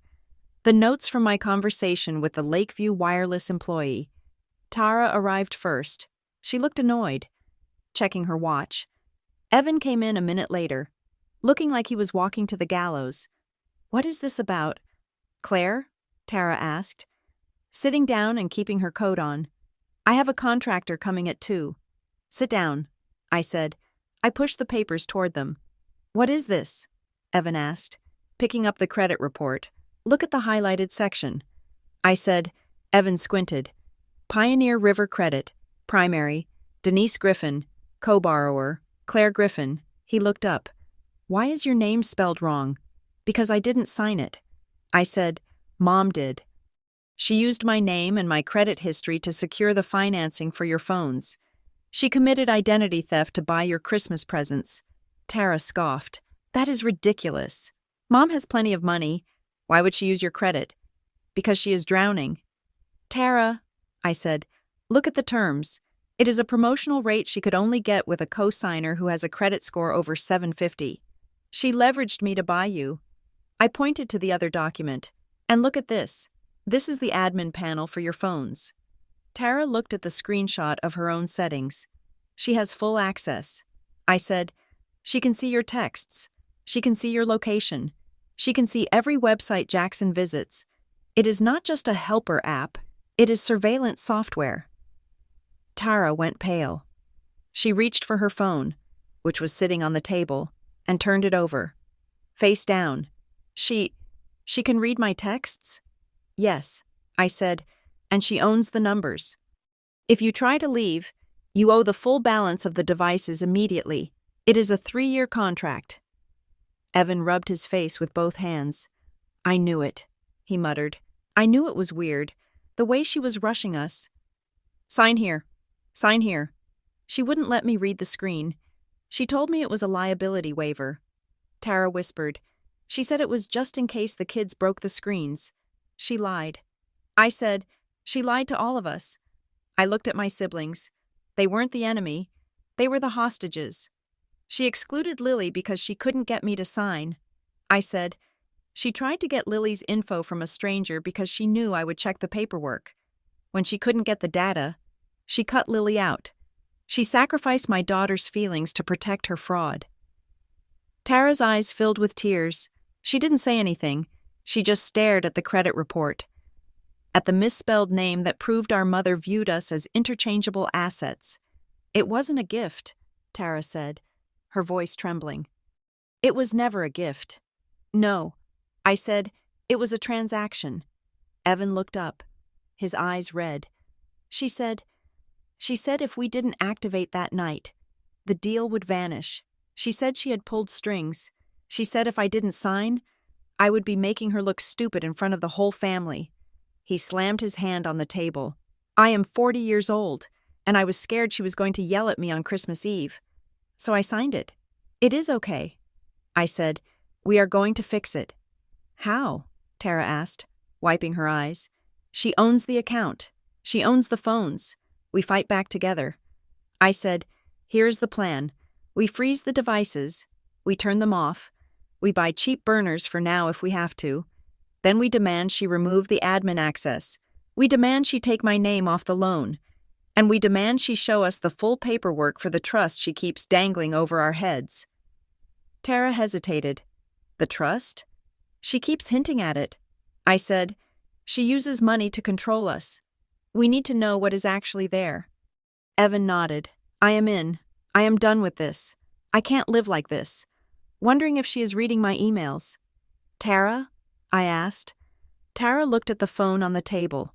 She looked at the evidence. Okay, she whispered. Okay, we do it together. The relief washed over me. For the first time in years. We were a team, the Griffin kids, united against the Griffin matriarch. Then, Tara's phone buzzed. The sound was loud in the quiet room. We all jumped. Tara flipped it over. Her face changed instantly. The color drained out of her cheeks, leaving her looking gray and sickly. The resolve in her eyes vanished, replaced by a terrifying, hollow fear. What is it? I asked. Tara didn't speak. She just slid the phone across the table to me. It was a text from Denise. It must have popped up on the lock screen. I hope you are enjoying your little meeting with your sister. Just remember who helped you with your mortgage extension last year. It would be a shame if the bank found out that the down payment gift letter was inaccurate. I stared at the screen. She knew. She knew we were here. How? I asked. Tara pointed to the phone. The location. She whispered. She checked my location. She saw I was at the Riverton Library. She knows you live in Riverton. She put 2 and 2 together. And the mortgage? I asked. Tara put her head in her hands. I was short on the refinancing. She gave me $20,000, but she made me sign a letter saying it was a gift so the bank would approve the loan. But then she made me sign a side contract saying I would pay her back. That is mortgage fraud. I said quietly. I know. Tara sobbed. I know. But I needed the house. Claire, I needed to keep the house for the kids. If she tells the bank, if she reveals the side contract, they could call the loan. I could lose the house. I looked at Evan. He was staring at his own phone, terrified it was about to buzz. She has hooks in everything. I realized it wasn't just the phones. The phones were just the latest layer. Underneath, there were loans, secrets, gifts that were actually blackmail material. She had cultivated their dependence for decades. Tara reached out and grabbed her phone. I can't, she said. I can't do this. Claire, I can't lose my house. Tara, wait. No. She stood up, knocking her chair back. You don't understand. You got out. You left. We stayed. We are stuck in the web. She turned and ran out of the room. Evan looked at me.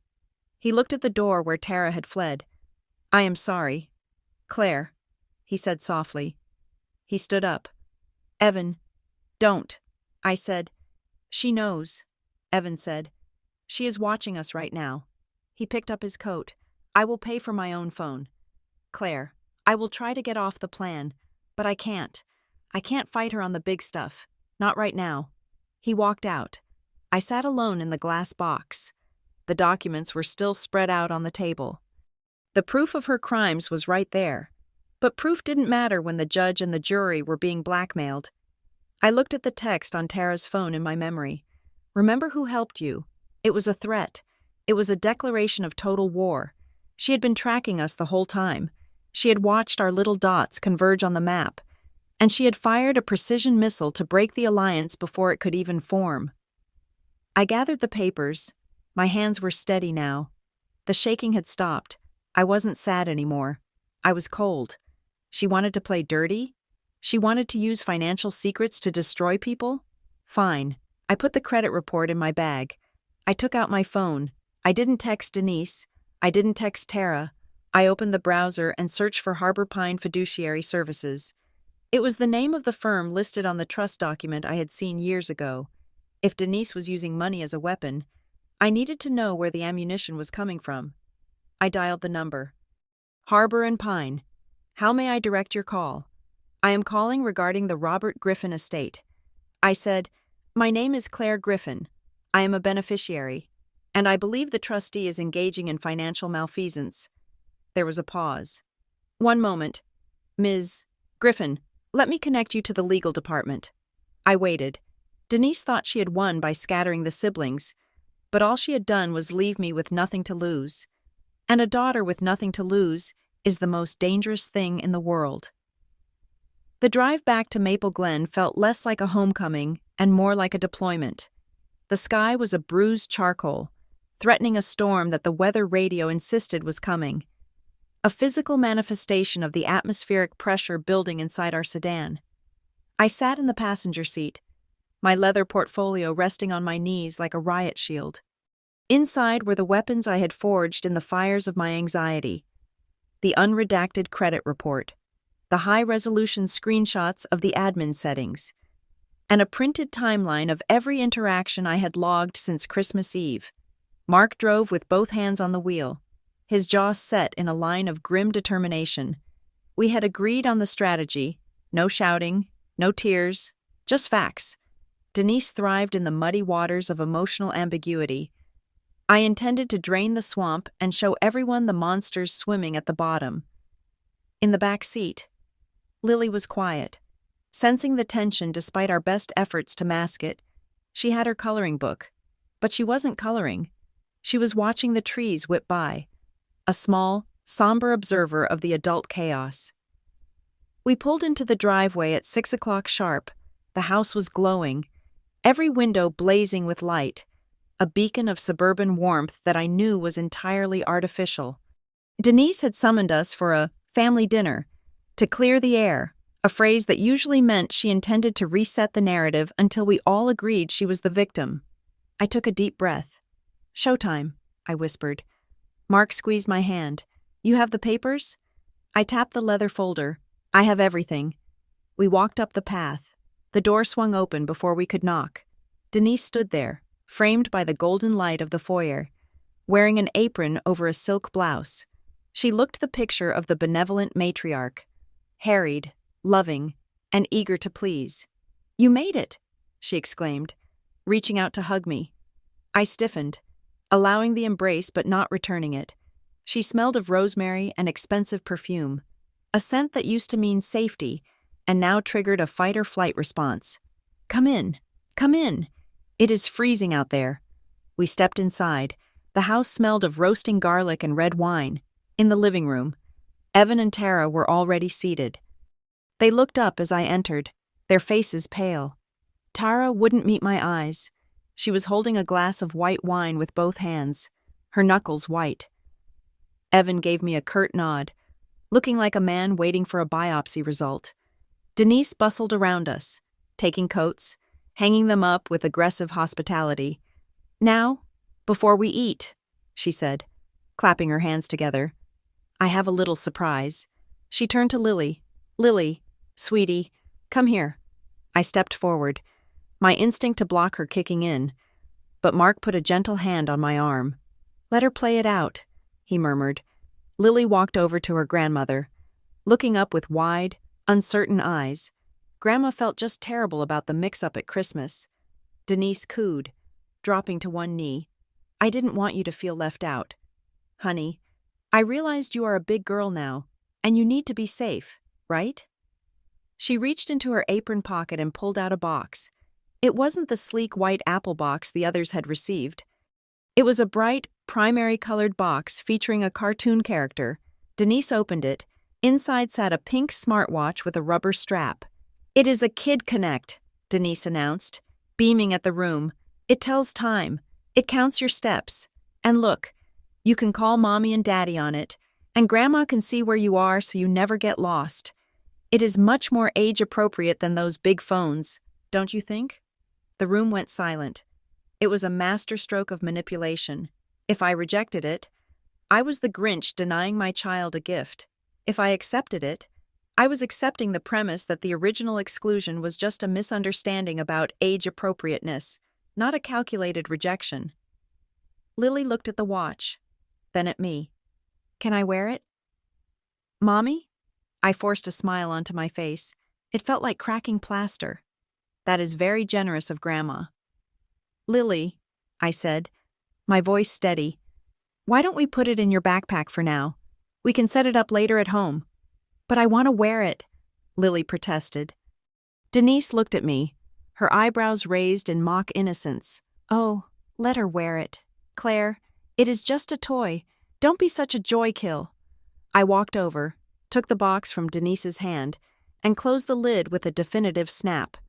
"Thank you, Mom," I said. "We will look at it later.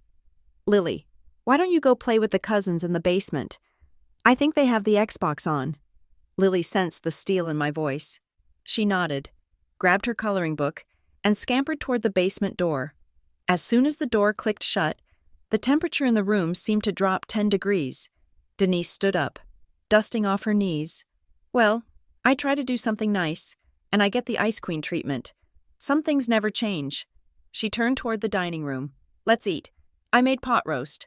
We sat down. The table was set with the wedding silver. Denise took the head of the table. I sat to her right. Tara and Evan sat opposite me.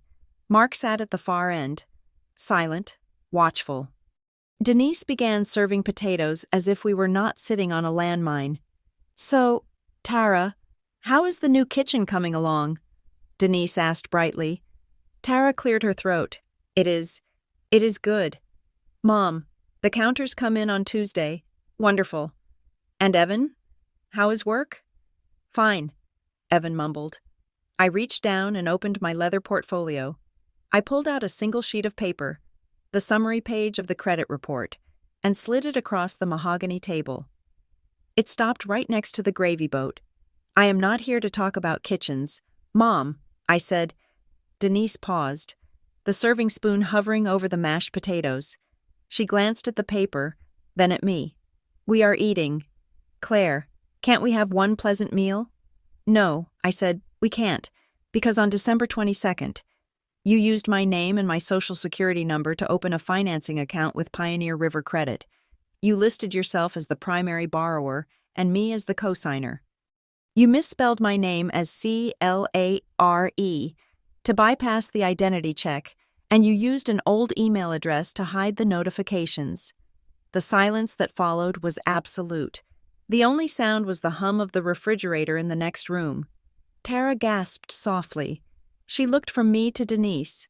Denise didn't flinch. She deliberately placed a dollop of potatoes on her plate.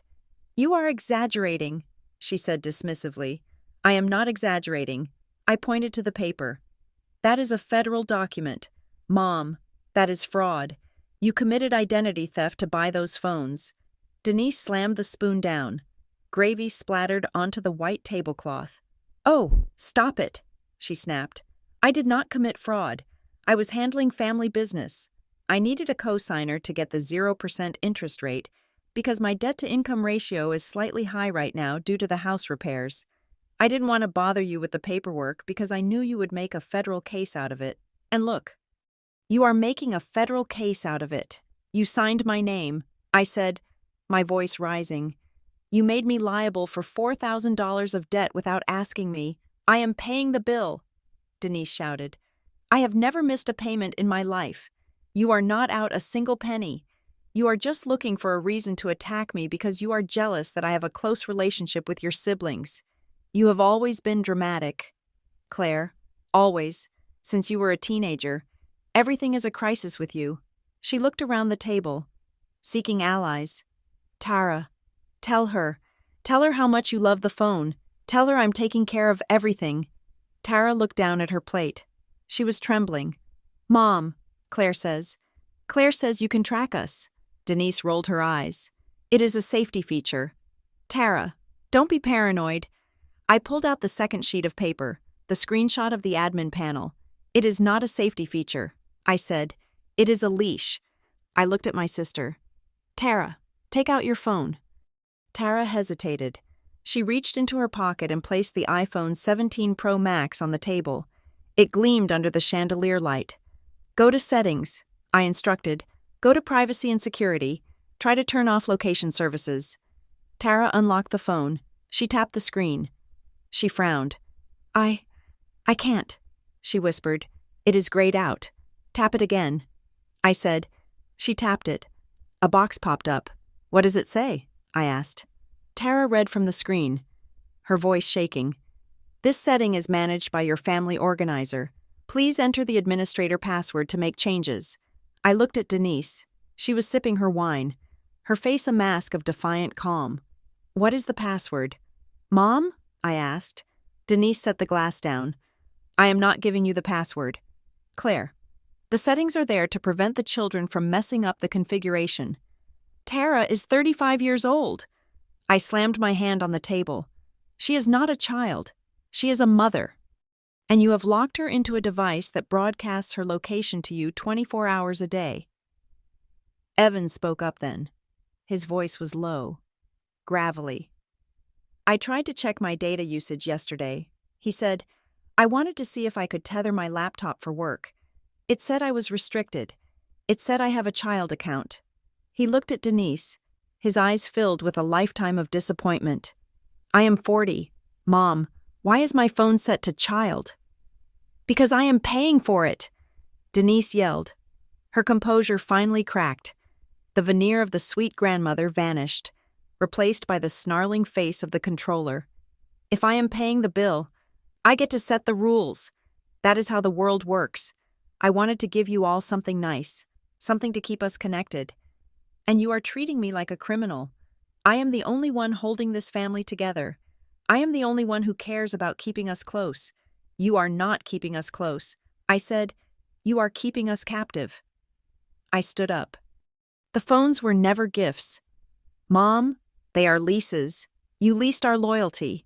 You put us on a contract where leaving costs thousands of dollars. And you used my credit to fund the cage because I was the only one you couldn't bully into signing the paperwork. I leaned over the table.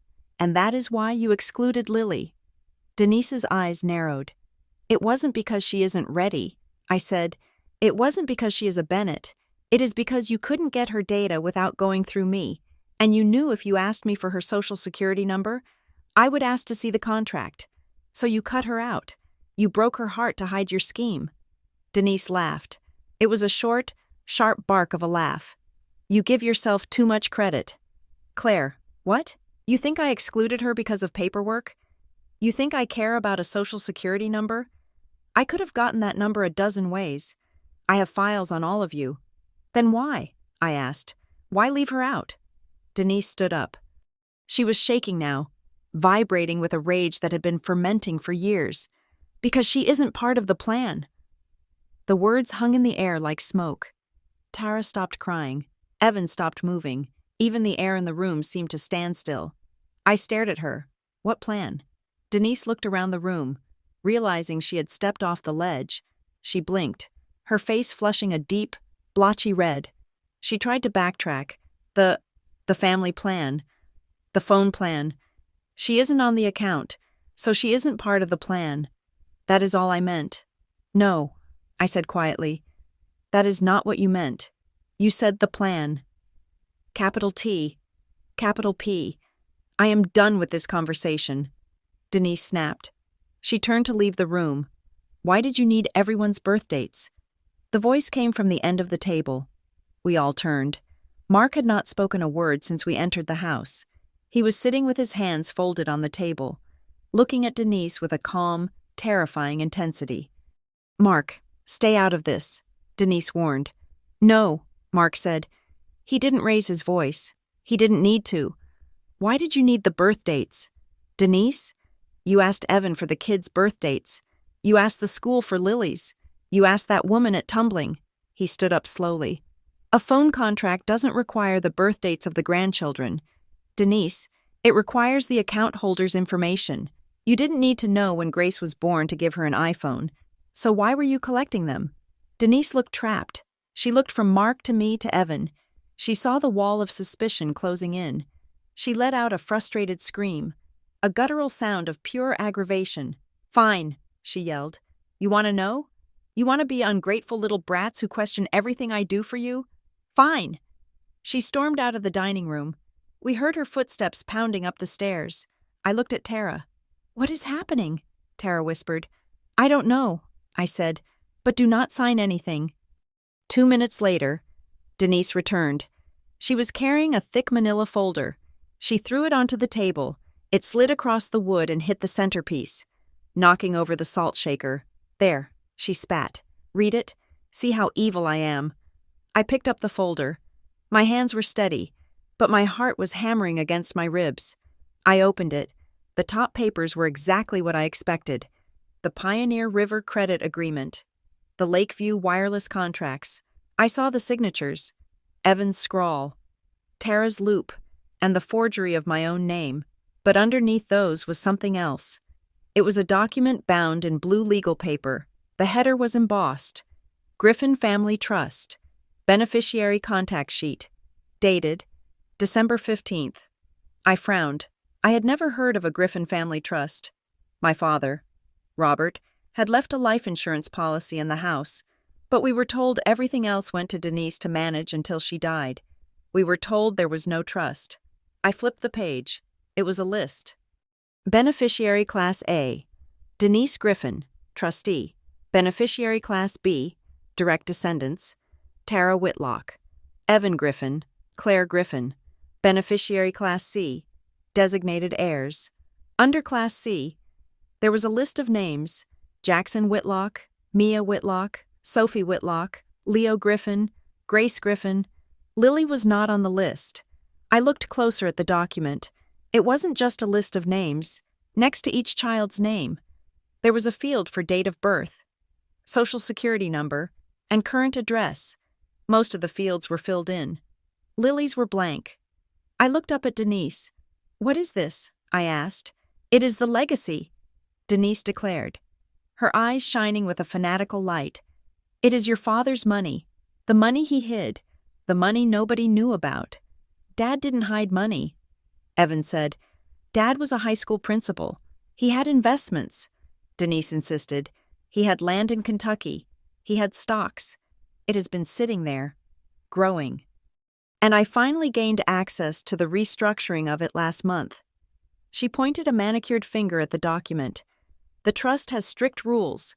It pays out to the grandchildren upon their 18th birthdays, but to vest them, to lock them in, I had to provide full documentation by the end of the year. I had to register them." She looked at me with a mixture of triumph and pity. "I needed the phones to get the data. Claire, do you understand now? I couldn't just ask you for Lily's social and birth certificate because you would have asked 20 questions. You would have wanted to see the trust. You would have wanted to bring in your own lawyers. And we didn't have time. The deadline was December 31st. So I bought the phones. I used the activation process to get the info I needed for the trust registration. I was doing 2 things at once. I was securing their future. I looked at the paper again. "So why isn't Lily on it?" I asked. "If you were doing this to help, why is she blank?" Denise's face hardened. "Because I couldn't get her info." She said, "I tried. I called the school. I called that mother. You have her on such a lockdown I couldn't get the documents. So you just gave up?" I asked. "You just decided to cut her out of her grandfather's inheritance because you couldn't verify a birth date?" "No," Denise said coldly. "I decided that if you were going to be so difficult, maybe Lily didn't belong on the list." She leaned in, her voice dropping to a whisper. "The trust language is very specific. Claire, it says loyal and direct descendants. It gives the trustee discretion. And frankly, with the way you have distanced yourself, with the way you have married a Bennett and moved to Indiana, I am not sure Lily fits the criteria of the legacy." I felt like I had been punched in the gut. She wasn't just excluding Lily from a Christmas gift. She was disinheriting her. She was using a secret pot of money that belonged to my father, to curate the family tree. She was deciding who was a real Griffin based on who gave her access to their data.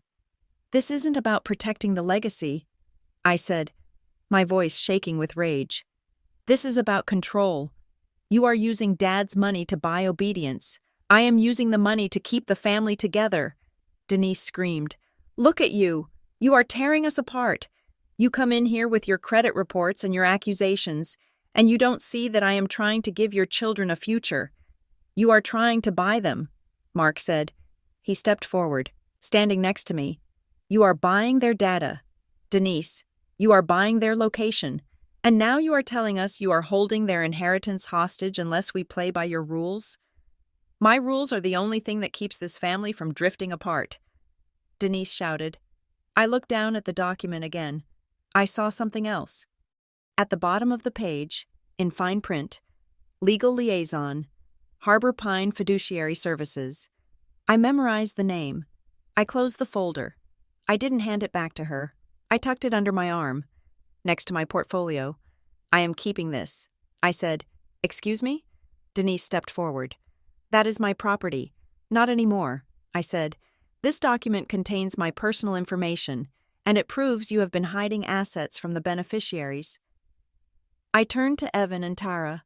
We are leaving, I said, and if you are smart, you will come with us. Tara looked at Denise. She looked at the folder. She looked at the phone on the table, the device that was recording her every move. I can't leave yet, Tara whispered. The mortgage. Tara, I snapped. She shook her head, tears streaming down her face. Go, Claire, just go. Evan stood up. He looked at Denise. I am done, Mom, he said quietly. He reached into his pocket. He pulled out his iPhone 17 Pro Max. He placed it gently on the table, right next to the gravy boat. Cancel my line, he said. Evan, Denise gasped. You can't. The contract. Send me the bill. Evan said, I will pay the termination fee, but I'm not carrying a tracking device for you anymore. He walked over to me. I am coming with you. We walked to the door. I could hear Denise sputtering behind us, her voice rising in a crescendo of victimhood. You are making a huge mistake, she screamed. You are walking away from millions. You are walking away from the family. I stopped at the door. I turned back. Denise was standing in the hallway, framed by the family photos. Photos where Lily was noticeably absent or cropped out. She looked small. She looked terrified. She wasn't protecting the legacy. She was hoarding it. We will see what the lawyers say about the trust. Mom, I said. I opened the door. The cold wind hit my face, sharp and cleansing. I walked out to the car. Evan followed. Mark carried Lily, who had fallen asleep in the basement. As we backed out of the driveway, I saw Denise standing in the window, watching us. She was holding the phone, her phone, and typing furiously. She wasn't done. I knew she wasn't done. But neither was I. I looked at the folder on my lap. Harbor Pine Fiduciary Services. I didn't just have a credit dispute anymore. I had a map, and I was going to follow it until I found every single dollar she had buried. The morning after the dinner at Maple Glen, I woke up with a headache that felt like a physical band of iron tightening around my skull. We had driven back to Riverton in near silence, the adrenaline crashing into exhaustion. Now, sitting at my kitchen table with a cup of black coffee, I opened the blue folder I had taken from Denise's house. It felt radioactive. I smoothed out the document labeled Griffin Family Trust, Beneficiary Contact Sheet. In the cold light of day, the details were even more jarring. The date of the trust's formation was October 12th, 2018. My father, Robert Griffin, had died on September 30th, 2018. I stared at the date. I remembered that time vividly. I remembered the fog of grief, the funeral arrangements, the way Denise had taken charge of everything with a terrifying, manic efficiency. She had told us there was no will, just a standard transfer of assets to the surviving spouse. She had told us Dad's investments were mostly worthless penny stocks and a small life insurance policy that barely covered the mortgage. We had believed her. We were mourning. Who asks to see the ledger when they are burying their father? But this document told a different story. I looked at the name listed under Legal Liaison. Harbor and Pine Fiduciary Services. I had never heard of them. The name sounded generic. Corporate, designed to be forgettable. I opened my laptop and searched for them. They had a website that consisted of a single landing page with a logo of a stylized tree and a phone number. No address, no list of partners. Just a portal for client login. It looked like a shell. I picked up my phone. I needed to know what I was looking at. I dialed the number. It rang 4 times before a human answered. Harbor and Pine. The voice was male, smooth, and professional. "Hello," I said, trying to project a confidence I did not feel. "My name is Claire Griffin. I'm calling regarding the Robert Griffin Family Trust. I have a document here referencing your firm as the liaison." There was a pause, the sound of keyboard clicking. "I have a record of that trust," the man said. "May I ask for your access code?" "I don't have a code." I said, "I am a beneficiary. My name is Claire Griffin. I am sorry. Ms. Griffin. Without an access code or authorization from the trustee, I cannot discuss the details of the account. I am looking at a document that lists me as a Class B beneficiary," I said, my voice hardening, "and I have reason to believe the trustee has been concealing the existence of this trust from the beneficiaries for 5 years. The typing stopped. "Ms. Griffin," he said, his tone shifting from polite to guarded, "if you are alleging a breach of fiduciary duty, you need to submit that in writing to our legal department. However, I can confirm that the trust is active." "Active?" I asked. "Yes. There have been several administrative updates processed in the last 30 days.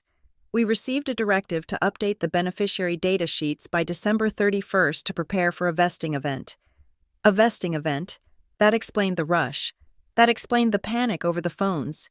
"And the trustee initiated these updates?" I asked. "Yes. Denise Griffin is the sole trustee." "Thank you," I whispered. I hung up. My hands were cold. A vesting event meant money was moving.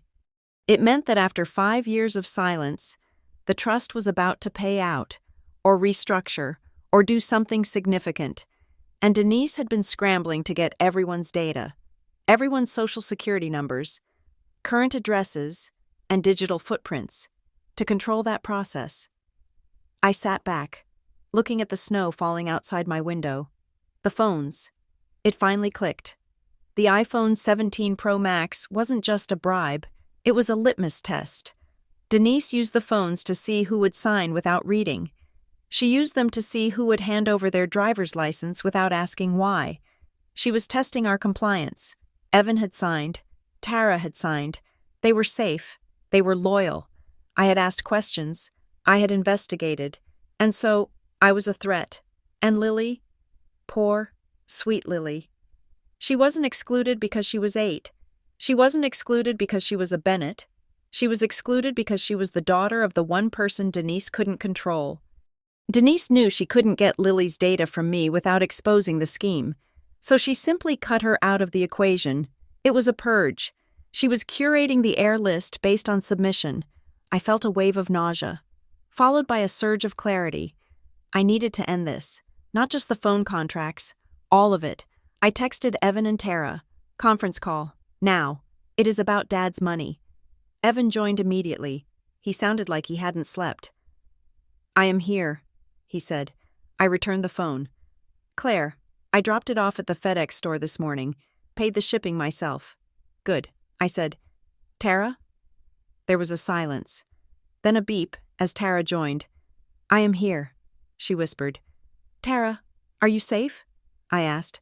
"I am at work," she said. "I can't talk long." "Claire, she called me 3 times this morning. She is furious. She said she is going to call the bank about my mortgage gift letter. Let her." I said, "What?" Tara's voice rose to a panic. "Claire, I will lose my house." "No, you won't." I said, "Because if she calls the bank and admits she falsified a gift letter, she is admitting to bank fraud. She signed that letter too. Tara, if you go down, she goes down. It is mutually assured destruction.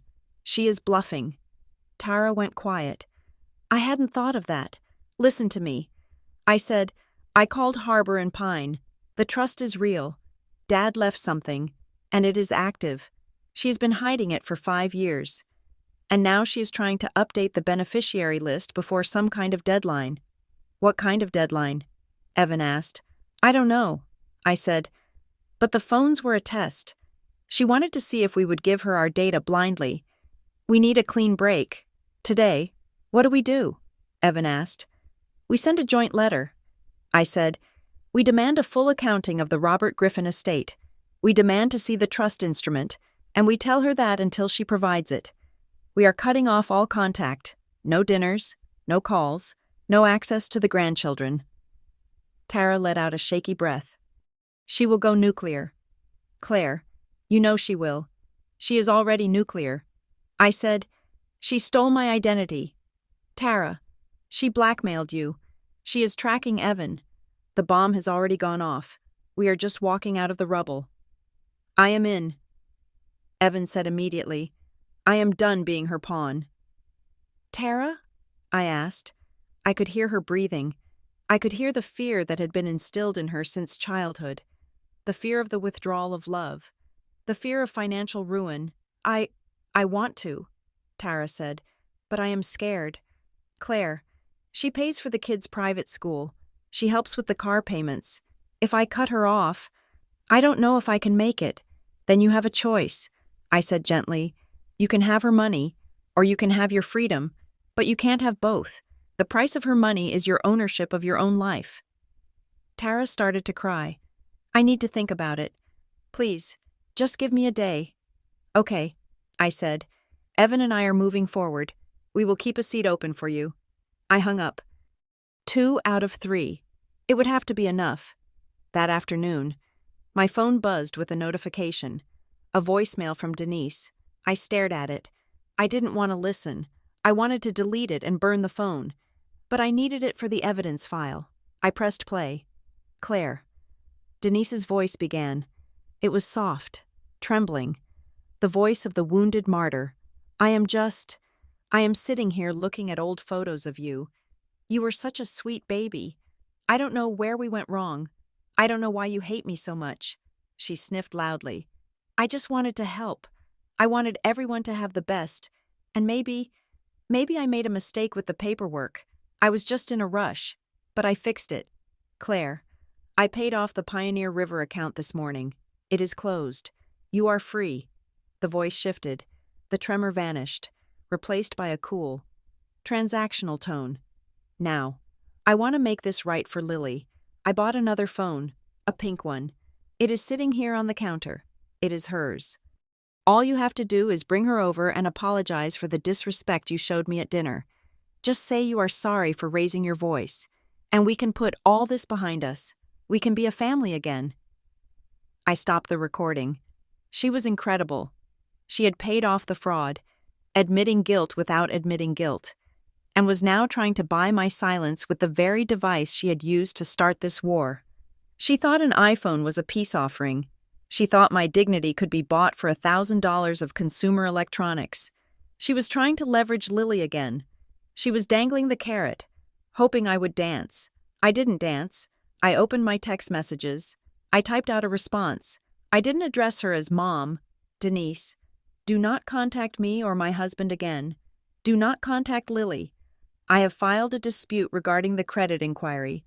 I am retaining counsel to investigate the administration of the Robert Griffin Trust.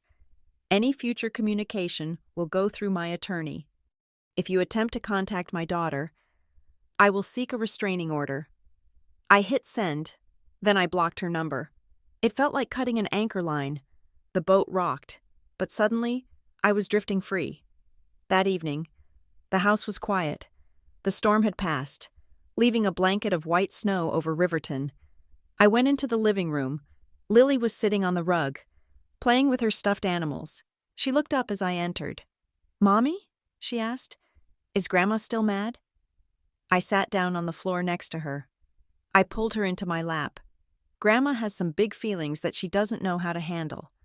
I said, and because she can't handle them, she made some bad choices. Is she going to give me the phone? Lily asked. No, baby. I said.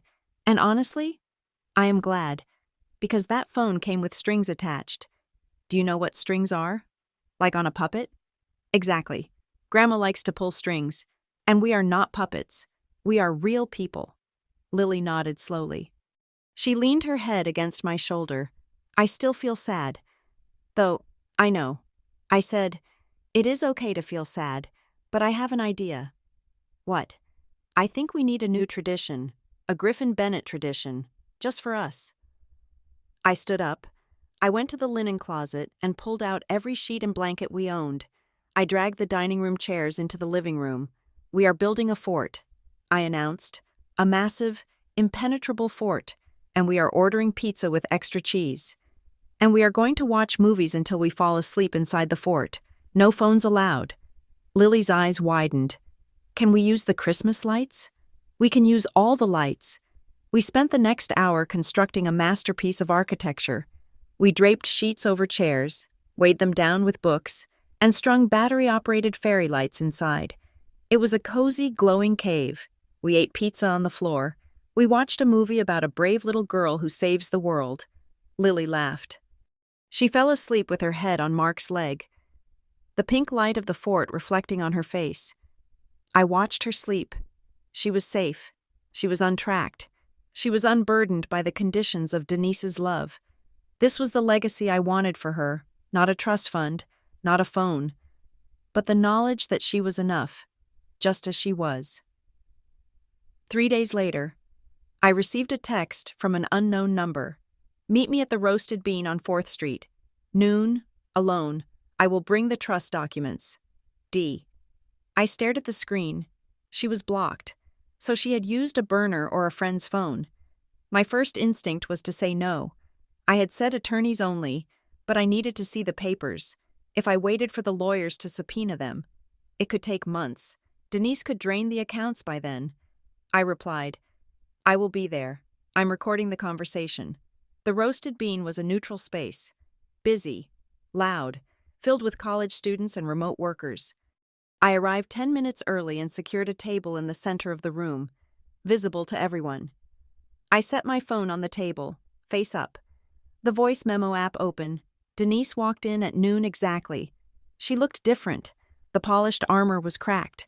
Her hair was pulled back in a severe bun, and she wore no makeup. She looked older. She looked tired. She carried a leather briefcase. She sat down opposite me, not bothering to take off her coat. You blocked me, she said. You committed a felony, I replied. Denise grimaced. She placed the briefcase on the table. You want to know about the trust? She asked.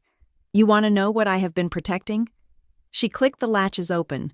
She pulled out a stack of papers and slid them across the table. It wasn't a financial ledger. It was a photocopy of a handwritten letter. The handwriting was my father's. I recognized the jagged, leaning script immediately. To the trustee, the letter began. It is my wish that the assets in this trust be used to support my direct descendants. However, I leave full discretion to my wife, Denise, to determine the readiness and character of the beneficiaries. I fear that easy money will ruin them as it ruined my brother. I looked up. Dad wrote this? Yes, Denise said. She leaned forward, her eyes intense. He was afraid. Claire, he grew up watching his family tear each other apart over inheritance. He wanted me to be the gatekeeper. He wanted me to make sure you were worthy. Worthy? I repeated. You think spying on us makes us worthy? You think stealing my identity makes me worthy? I was testing your loyalty. Denise hissed. The trust has a clause.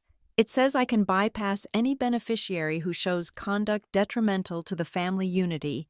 She tapped the paper. I was trying to save you. Claire, I was trying to prove to the lawyers that you were part of the unit. That is why I needed the phones. I needed to show that we were a connected, cohesive group. By rejecting the gift, by fighting me, you proved you don't belong. I stared at her. She truly believed it. She had twisted my father's caution into a mandate for tyranny. Dad didn't mean this, I said. He didn't mean for you to act like a dictator. He meant for you to be a mother. I am a mother, Denise said. her voice cracking.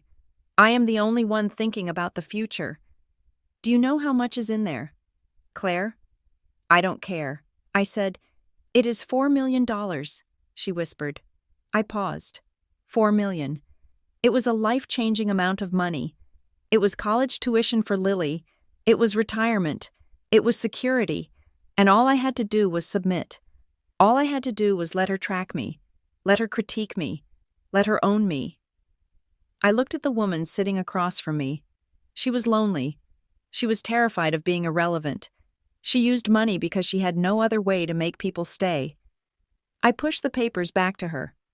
Keep it, I said. Denise blinked. What? Keep the money. If the price is my freedom, it is too expensive. You can't be serious. I am dead serious. I don't want the money, Mom, and I don't want the phones, and I don't want the guilt trips. I want to live my life with my husband and my daughter, and I want to be happy. Can you say the same? Denise stared at me. Her mouth opened, but no sound came out. You tried to buy access to my child. I said, standing up, you punished Lily to control me, and you failed.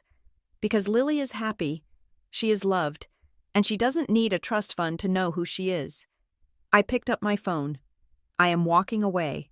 Mom, I am not going to sue you. I am not going to put you in jail for the credit fraud.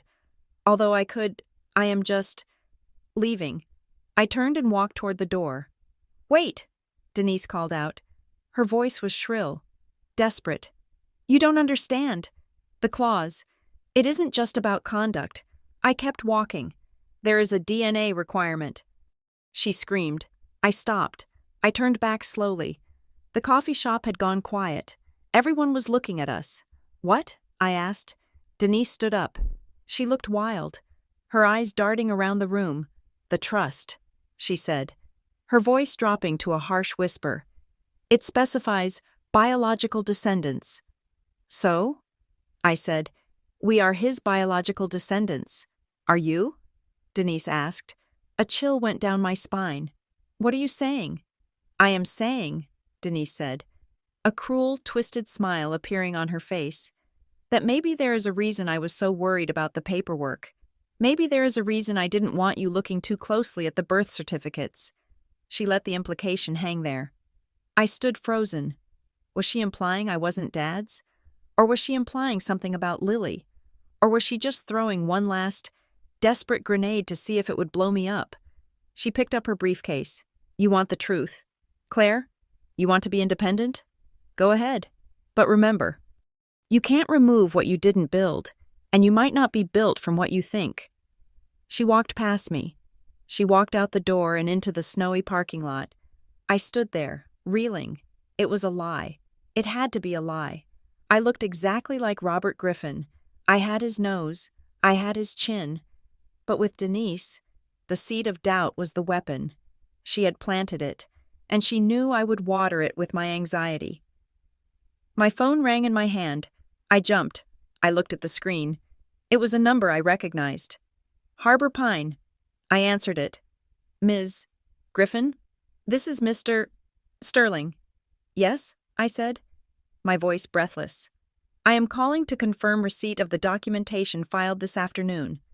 What documentation? I asked. I didn't file anything.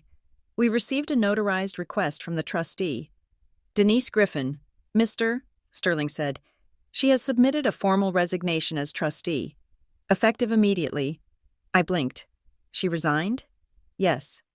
And per the succession clause in the trust instrument, she has nominated the replacement trustee. Who? I asked. Who did she nominate? You, Ms. Griffin. The world tilted on its axis. Me? Yes. The paperwork designates Claire Griffin as the sole trustee of the Robert Griffin estate, with full administrative power over the assets and the beneficiary verification process. I looked out the window. Denise was getting into her car. She didn't look back. She had handed me the keys. Why? Why would she fight so hard to keep it, only to dump it in my lap 5 minutes after implying I wasn't a rightful heir? Then it hit me. The DNA clause, the misuse, the messy paperwork, the $4 million that shouldn't exist. She wasn't giving me a gift. She was giving me the crime scene. She was handing me the liability. If the money was dirty, if the lineage was false, if the taxes hadn't been paid, now it was my problem. I was the trustee. I was the one who would have to answer to the IRS, or the other beneficiaries, or the law. She had set a trap, or maybe she was just tired. Maybe she realized she couldn't control us. So she decided to let the weight of the legacy crush us instead. Mr. Sterling? I said. Yes? Don't process that paperwork. I am afraid it is already filed. Ms. Griffin, you are the trustee. I lowered the phone. I watched Denise's car pull out of the lot and disappear into the traffic of Riverton. I stood in the parking lot, the cold wind biting through my coat. I held the phone, the device that had started this whole unraveling, tightly in my hand. I was the trustee.